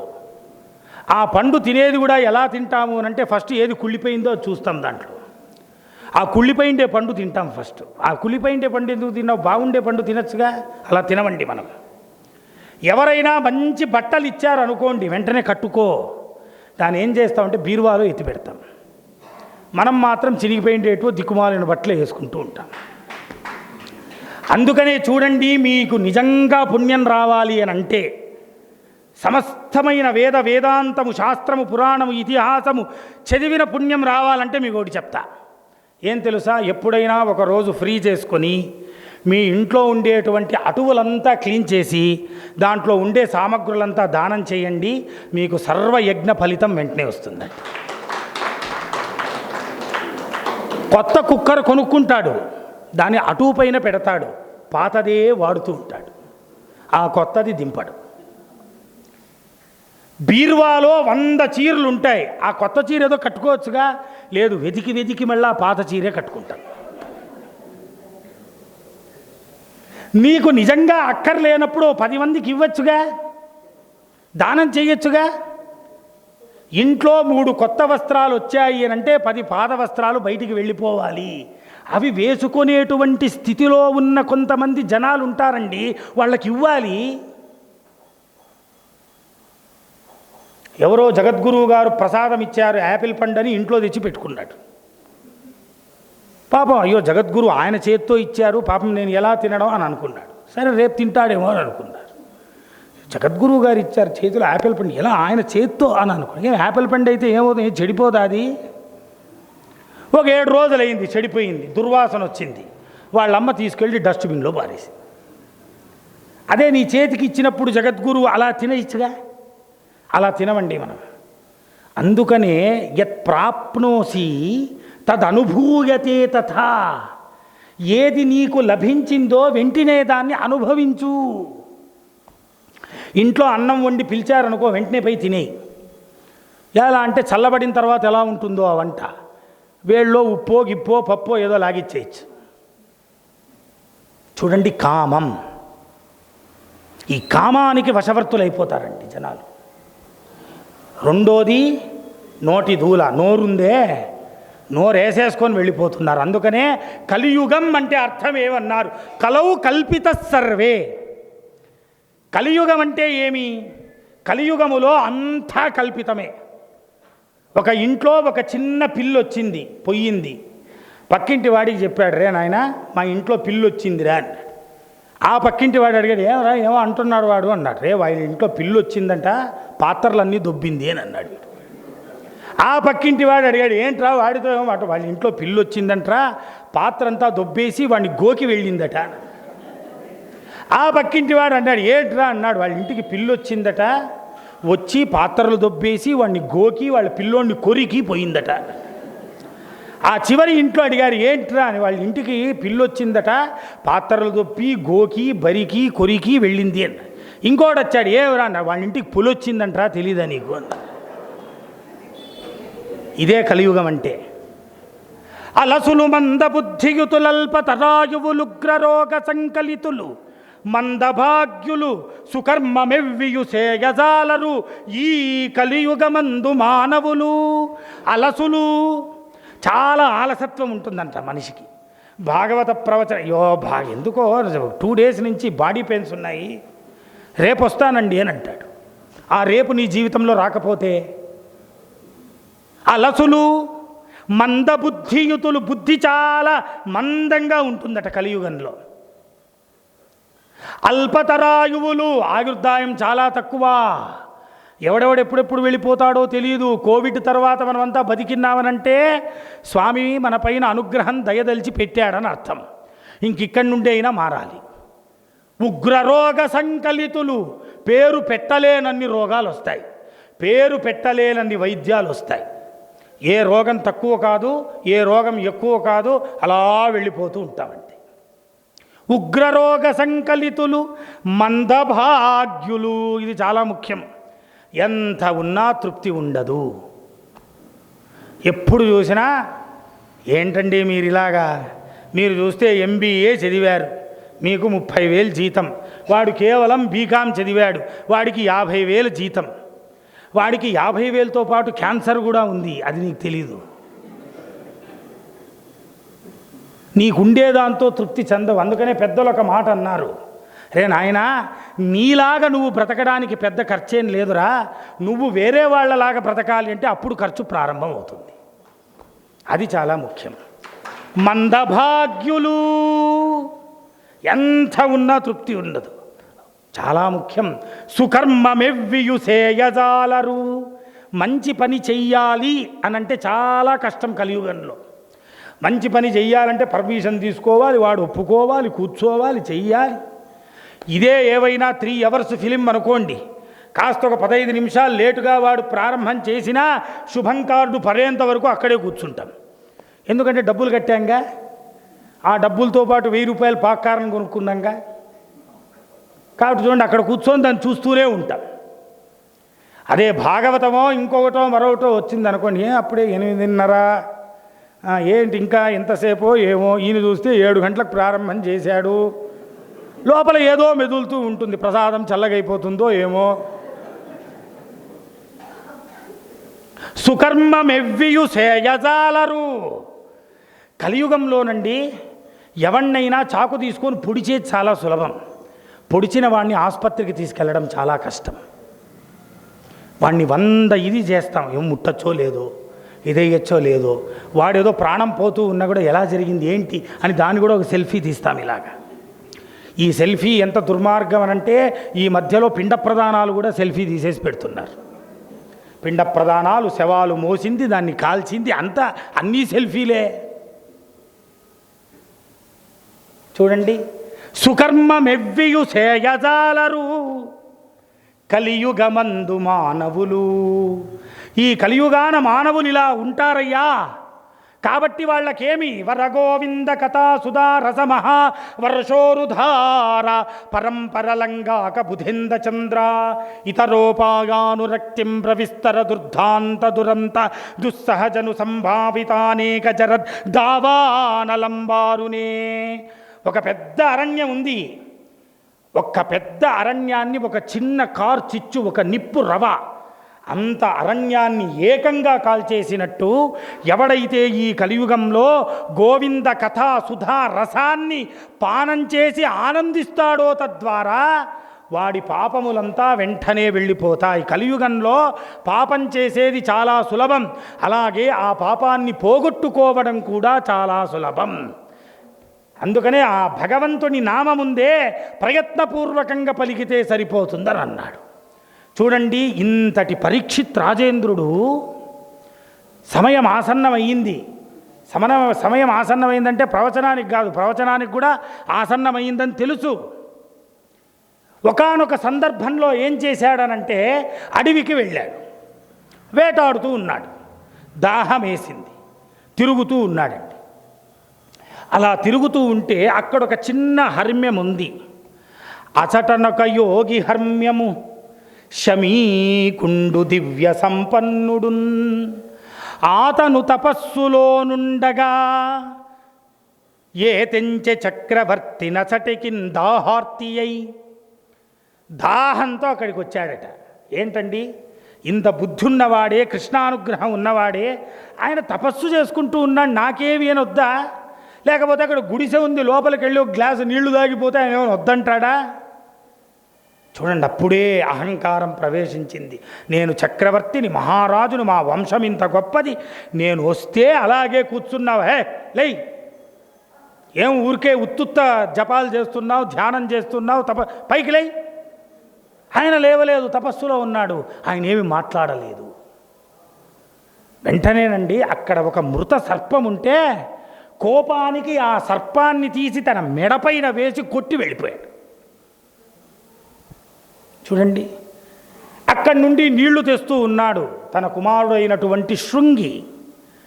ఆ శృంగి చూశాడు, చూసి ఎవడ్రా నా తండ్రి పైన ఈ మృత సర్పాన్ని వేసి అవమానించింది, దుర్మార్గుడా, ఏ సర్పాన్ని వేసి నా తండ్రిని అవమానించాడో 7 రోజుల్లో అదే సర్పం కరిచి వాడు వెళ్ళిపోతాడు. తండ్రి గారికి మెలకు వచ్చింది. ఆ సర్పాన్ని తీసి ఇలా పక్కన పెట్టాడు.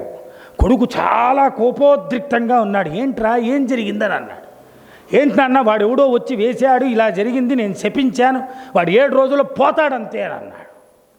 మన్నాడవు అనేకమైన నామములు విన్నాడవు, వల్లదు ఋషికి కోపము తండ్రి.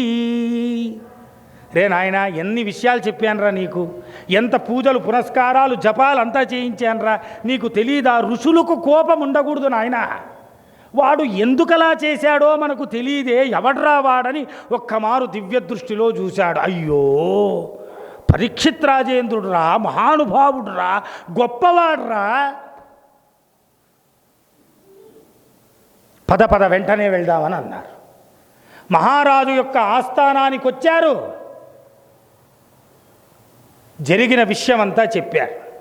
పరీక్షిత్ రాజేంద్రుడు అడిగాడు, ఏంటండి ఈ శాపం వేశారే, ఈ శాపానికి ఏవైనా విరుగుడు ఉందా లేక లేదా? లెక్కాచారం చూశాడు. చూస్తే, అయ్యా శాపం చాలా పవర్ఫుల్గా ఉంది, కాబట్టి 7 రోజుల్లో మీరు స్వస్తి చెప్పడం ఖాయం. చూడండి, వెంటనే పరీక్షిత్ రాజేంద్రుడు ఇంకో యోచన చేయలేదండి, ఇంకో యోచన చేయలే. అలాగైతే ఓ పని చేయండి, ఈరోజు సాయంత్రం మంచి ముహూర్తం ఉంటే నా కుమారుడైనటువంటి జనమేజయునికి పట్టాభిషేకం చేద్దాం. జనమేజయుడికి పట్టాభిషేకం చేశాడు, రాజ్యం అప్పచెప్పాడు. ఆ ఒంటి స్తంభపు మేడపైన వచ్చాడు, కూర్చున్నాడు అరణ్యంలో. కూర్చొని పరితాపం చెందుతున్నాడు. అరరే, నేను చేసింది తప్పే కదా, ఎందుకని ఈ తప్పు చేశా? చూడండి, ఎందుకు చేశాడు ఈ తప్పు? ఇంత మంచివాడు, ధర్మదేవతను కాపాడినటువంటి వాడు, కలిపురుషుణ్ణి నిర్జించినవాడు. ఎక్కడయ్యా కలిస్థానం అని అన్నారు. మొట్టమొదటి స్థానం బంగారం, 2వ స్థానముందే అధర్మ ప్రవర్తనం, 3వ స్థానముందే అనృతవాక్యం, అబద్ధాలు చెప్పడం, 4వ స్థానముంది తల్లిదండ్రుల్ని చూసుకోకపోవడం, 5వ స్థానముంది ధర్మ మార్గమందు నడవకపోవడం, 6వ స్థానముంది భగవంతుణ్ణి వదిలిపెట్టడం,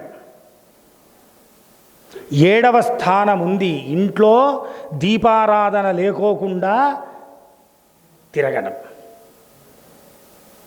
8వ స్థానముంది ఏ స్త్రీ ఇంట్లో సాయంత్రం మగం గడుక్కొని కాస్త బొట్టు పెట్టుకోలేదు అనుకోండి, ఆ ఇంట్లో కలిపురుషుడు వెంటనే వస్తాడండి. వాడు రెడీ అంటాడు, వాడు ఎప్పుడు రెడీగా ఉంటాడు.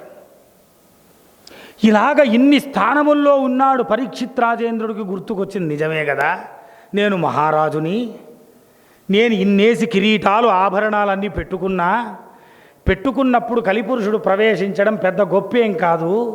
కలిపురుషుడు తద్వారా ప్రవేశించి నన్ను ఆడుకున్నాడు, నా జీవితం అయిపోయింది అని పరితాపం చెందుతూ ఉంటే, అక్కడికి వెడవగ నడుగులు వేగుచు దివ్యదేహం ఒక్కటి నేతెంచే తన వద్దకున్ కృష్ణ సంకల్పము చేత ఆతండే అనవరతమైన దివ్యభాగి మహాయోగి శుకయోగి.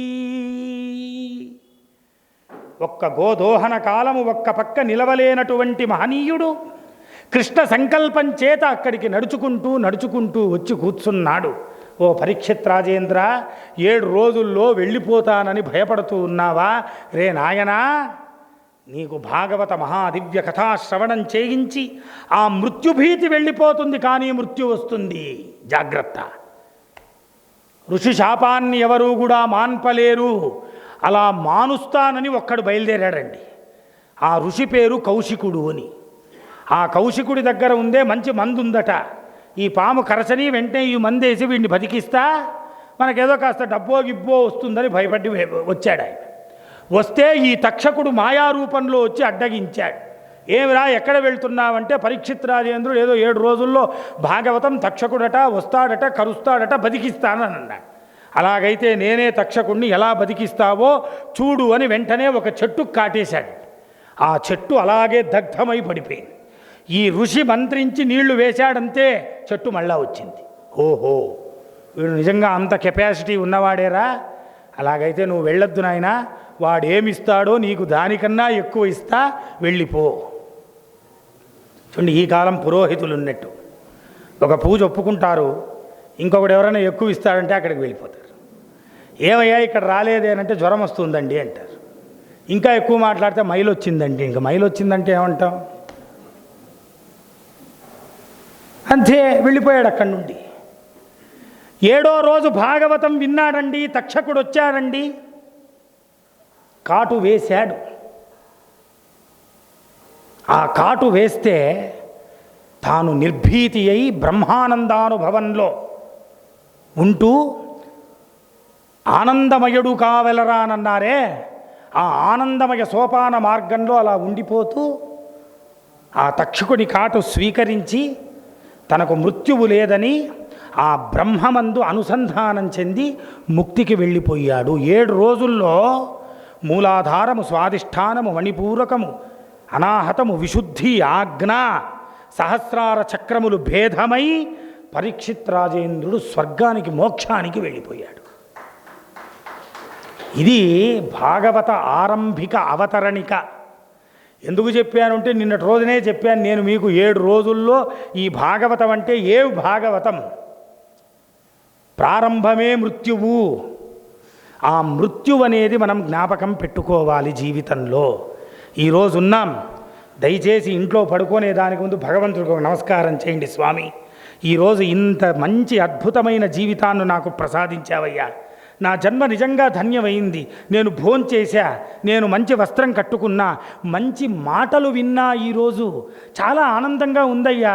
రేపు పొద్దున లేస్తే మళ్ళీ గుడ్ మార్నింగ్ చెప్తా, లేకపోతే ఇదే నా చివరి గుడ్ నైట్ అని పడుకున్నాం అనుకోండి, అప్పుడు నిర్భీతిగా హాయిగా ఆనందంగా ఉండవచ్చు. అలా కాకోకుండా లేదు రేపు కూడా నేను ఉంటా, నేను ఏదో సాధిస్తానని అనుకున్నారా, జీవితం వ్యర్థమైపోతుందండి. ఎప్పటికీ కూడా మృత్యువు ఎలా ఉంటుందంటే సహ తిష్టతి, సహ ధావతి, సహ గచ్చతి. మీరు ముందర పోతూ ఉంటే అది వెనకే ఉంటుందట, మీరు కూర్చుంటే మీ పక్కలో ఉంటుందట, మీరు పడుకుంటే మీ ఎదపైన ఉంటుందట ఎప్పుడు. అందుకనే ఈ మృత్యుదేవత వెళ్ళి ఒకరోజు యమధర్మరాజుని అడిగిందట, ఏంట్రా నాకు ఇలా డ్యూటీ వేశావు, అందరికీ మంచి మంచి డ్యూటీలు ఇచ్చావు, నన్ను మాత్రం లేపుకొని వచ్చేది పెట్టావు, అందరూ నన్ను తిట్టుకుంటున్నాడు, మృత్యు వచ్చిపోయాడు, అయ్యో ఈ మృత్యువు దుర్మార్గం అని నన్నంటూ ఉన్నారు, నేను రిసిగ్నేషన్ ఇస్తానన్నారు. అయ్యయ్యో, నువ్వు రిసిగ్నేషన్ ఇవ్వకమ్మా, నువ్వు రిసిగ్నేషన్ ఇస్తే చాలా ప్రమాదం అయిపోతుంది. అలాగైతే దీనికి సబ్స్టిట్యూట్ ప్రత్యామ్నాయం ఏవైనా చేయండి. అలాగైతే ఓ పని చెయ్యి, ఇంక మీద ఎవరూ కూడా మృత్యు వచ్చింది అని అనరు. వాడు జ్వరం వచ్చిపోయాడు, క్యాన్సర్ వచ్చిపోయాడు, అదొచ్చిపోయాడు, ఇదొచ్చిపోయాడు అని రోగం పైన ఆపాదిస్తారే తప్ప నిన్నెవరు ఏమనరులే అని అన్నారట. ఆ రోజు నుండి చూడండి, వాడికి రోగం వచ్చిపోయిందండి, ఏమీ లేకుండా పోయాడు అనుకోండి, వయస్సు వచ్చి పోయాడండి అని అంటారు. మృత్యు సంసార సాగరాత్, ఆ మృత్యు ఉందే అది చాలా కఠినమైందండి, అయితే చాలా సత్యమైంది. సత్యం ఎప్పుడూ చాలా కఠినంగా ఉంటుంది. కఠినమైనది మృత్యువు. ఆ మృత్యువు నిత్య సత్యం. ఆ నిత్య సత్యమైనటువంటి మృత్యువుని భాగవతంలో మొట్టమొదటిగా పెట్టాడు. ఎందుకు? మృత్యువును నువ్వు తెలుసుకున్నావా, 10వ స్కందంలో శ్రీకృష్ణుని యొక్క జననాన్ని నువ్వు చూడగలవు. కృష్ణుని యొక్క పుట్టుక అక్కడ చూడగలవు. మళ్ళా నీ కొత్త జీవితం పరమాత్ముడితో ప్రారంభమవుతుంది. కాబట్టి దీన్ని ఎవరూ కూడా దాటలేరు. ఒకడున్నాడు, వాడు ఒక జ్యోతిష్కుడి దగ్గరికి వెళ్ళాడు. వాడన్నాడు, చూడయ్యా, ఈ యమధర్మరాజు నుండి తప్పించుకోవాలంటే ఏమైనా ఐడియా ఉందా అని అన్నాడు. ఏం లేదురా, ఒకే ఒక ఐడియా ఉంది. వాడు పాశం వేశాడనుకో, ఆ వేసినప్పుడు ఆ పాశం తప్పిందనుకో, తప్పిపోయిందంటే బతికిపోతావు అన్నాడు. అలాగైతే నా జాతకం చూడు, నేను ఎప్పుడు పోతానో చెప్పు అన్నాడు. అలాగైతే నువ్వు ఒక 30 ఏళ్లలో పోతావురా అని ఏదో అన్నాడు. వాడు వీడి ఇంటికి వచ్చి ఏం చేశాడంటే ఒక ఐడియా వేశాడు. వీడిలాగే ఒక బొమ్మను తయారు చేసేవాడు ప్రతిరోజు. ఇంకా బొమ్మ ఎలాగుండేది అని అంటే, ఇంక దాని పక్కలో వీడు కూర్చున్నాడంటే ఎవరు బొమ్మ, ఎవరు నిజమైన వాడు అని కనుక్కోలేరు. అలా ఉండేదట ఆ బొమ్మ. అలాగ చూడండి, కొన్ని వందల వందల వందల బొమ్మలు చేశాడండి. వీడి ఎక్స్పైరీ డేట్ వచ్చింది. వెళ్ళి రూమ్లో ఆ బొమ్మల మధ్యలో ఒక పక్కిలా కూర్చున్నాడు. బొమ్మలు ఎలా ఉన్నాయో అలాగా. యమభటులు వచ్చారు, చూశారు, ఎక్కడ అంతా ఒకేలాగున్నారు, ఇలా ఎక్కడ వెయ్యాలి యమపాశం, ఏంటిది, చాలా కన్ఫ్యూజన్గా ఉంది అని యమధర్మరాజు దగ్గరికి వెళ్ళి, ఇదేంటోనండి చాలా కన్ఫ్యూజన్గా ఉంది, అంతా ఒకేలాగున్నారు, ఎక్కడ వేస్తే ఏం ప్రమాదం, మీరే రండి అని అన్నారు. పదరా చూద్దాం అని అన్నారు. యమధర్మరాజు వచ్చాడు, చూశాడు బొమ్మలనంతా. ఇవో నిజమేనే, చాలా కష్టంగా ఉందే. యమధర్మరాజు ఒక ఐడియా వేశాడు. అది కాదురా, వీడు ఇవన్నీ బొమ్మలు ఇలా ఇలా ఇలా బాగా చేశాడు, కానీ ఒక చిన్న మిస్టేక్ ఉంది ఇందులో అని అన్నాడు. వెంటనే వీడు తిన్నగా కూర్చోక, ఏమండి ఏం మిస్టేక్, ఒక బొమ్మకు 10,000 ఖర్చు పెట్టాను అన్నాడు. నువ్వు లేచిందే పెద్ద మిస్టేక్, పదాం పదా అని అన్నాడు. తప్పించుకున్నాడా ఎవరైనా? చూడండి, అందుకనే ఇలా మీరందరూ ఎప్పుడూ నవ్వుతూ హాయిగా ఉండాలండి. కష్టాలు వస్తాయి, సుఖాలు వస్తాయి, దుఃఖాలు వస్తాయి, ఏడుస్తాం, జీవితంలో ఎప్పుడు దిక్కుమాలిన కష్టాల గురించి ఉంటాం. ఇలా నవ్వగలమా? ఒక్క భాగవత ప్రవచన యజ్ఞములో మాత్రమే అన్నీ వదిలిపెట్టి మన సిగ్గు వదిలి నవ్వగలం. కారణం ఎందుకు అంటే, ఇక్కడ పరమాత్ముడు ఉన్నాడు, ఆయన ఆనంద స్వరూపుడు, ఆయన మన నవ్వును చూస్తాడే తప్ప మన దుఃఖం అక్కర్లేదండి. మనం ఏడవకూడదు ఎప్పుడు పరమాత్ముడి దగ్గర. జీవితం ఎప్పుడు ఆనందమయంగా ఉండాలి. ఆనందమయుడు కావలరా అని అంటారు తాతగారు. ఎప్పుడు ఆనందంగా జీవితాన్ని సాగించాలి. ఈ విధంగా పరీక్షిత్ రాజేంద్రుడు 7 రోజుల్లో ముక్తిని సంపాదించుకున్నాడు. మనకు 7 రోజుల్లో ముక్తి రాకపోయినా పర్వాలే, కనిష్టపక్షం పరమాత్ముని భుక్తి దొరికితే మనకు చాలు, ఆయన అనుగ్రహం మనకు లభిస్తే చాలు అని మనం ప్రార్థన చేస్తూ, ఈ విధంగా రేపటి రోజున మరలా 6:30 గంటలకు ఇక్కడ మనం మరలా కలుసుకొని ఇంకో విశేషమైనటువంటి కథాఘట్టంతో రేపు కలుసుకుందామని చెప్తూ, ప్రతిరోజు మీకు చెప్తూ ఉన్నా, ఈరోజు చెప్తూ ఉన్నా, దయచేసి భాగవత గ్రంథం కొనండి. భాగవత గ్రంథంతో పాటు మఠం నుండి ప్రచారమయ్యే అనేక పుస్తకాలు ఉన్నాయి. శ్రీకృష్ణ చరితామృత తత్వసారం మొన్ననే విడుదలైంది గ్రంథం. తాతగారు రచన చేసినటువంటి ఒక ఉత్తమమైన గ్రంథంలో భాగవతము లాంటి గ్రంథం ఇంకో గ్రంథం శ్రీకృష్ణ చరితామృత తత్వసారం. దానికి చాలా గొప్ప మహాపండితులైన సదానంద శాస్త్రి గారు వ్యాఖ్యానం రాశారు. చాలా అద్వితీయంగా అమోఘంగా ఉంది, చాలా సరళమైన భాష. దయచేసి ఆ పుస్తకాన్ని కొనుక్కోండి, మీకు సమయం ఉన్నప్పుడల్లా దాన్ని చదవండి, ఆ పుస్తకాన్ని తీసుకోండి అని మీకు పదే పదే నేను విజ్ఞాపన చేస్తూ, ఇక్కడ జరుగుతుండేటువంటి ప్రవచనం కైవార యోగి అనేటువంటి మఠీయమైనటువంటి ఛానల్లో ప్రసార మాధ్యమం ద్వారా ఇది ప్రసారం అవుతూ ఉంది. దయచేసి ఎవరైనా చూడాలి అని అనుకున్నప్పుడు దయచేసి అందులో వస్తుంది. ఆ ఛానల్ని సబ్స్క్రైబ్ చేసుకోండి. సబ్స్క్రైబ్ చేసుకొని దాన్ని ఆ యొక్క ప్రవచనాన్ని మళ్ళీ మఠంలో జరిగే అనేక కార్యక్రమాలు అందులో మీరందరూ కూడా చూడవచ్చు. ఇవన్నీ వస్తూ ఉంటాయి. దాన్ని అక్కడ మీరు సద్వినియోగపరచుకోవాల్సిందిగా మీకు ప్రార్థన చేస్తూ ఉన్నా. దయచేసి అందరూ కూడా ప్రసాదాన్ని స్వీకరించి ఇంటికి వెళ్ళవలసిందిగా ప్రార్థన. గురు శంకరాచార్యుల వారికి, తదనంతరం యోగి నారాయణ యతీంద్రుల వారి దివ్య చరణాల విందములకు సమర్పణ చేస్తూ స్వస్తి పలుకుతూ ఉన్నా. హరణమ పార్వతీపతగే రమారమణ గోవింద. తత్సర్వం శ్రీకృష్ణార్పణమస్తు.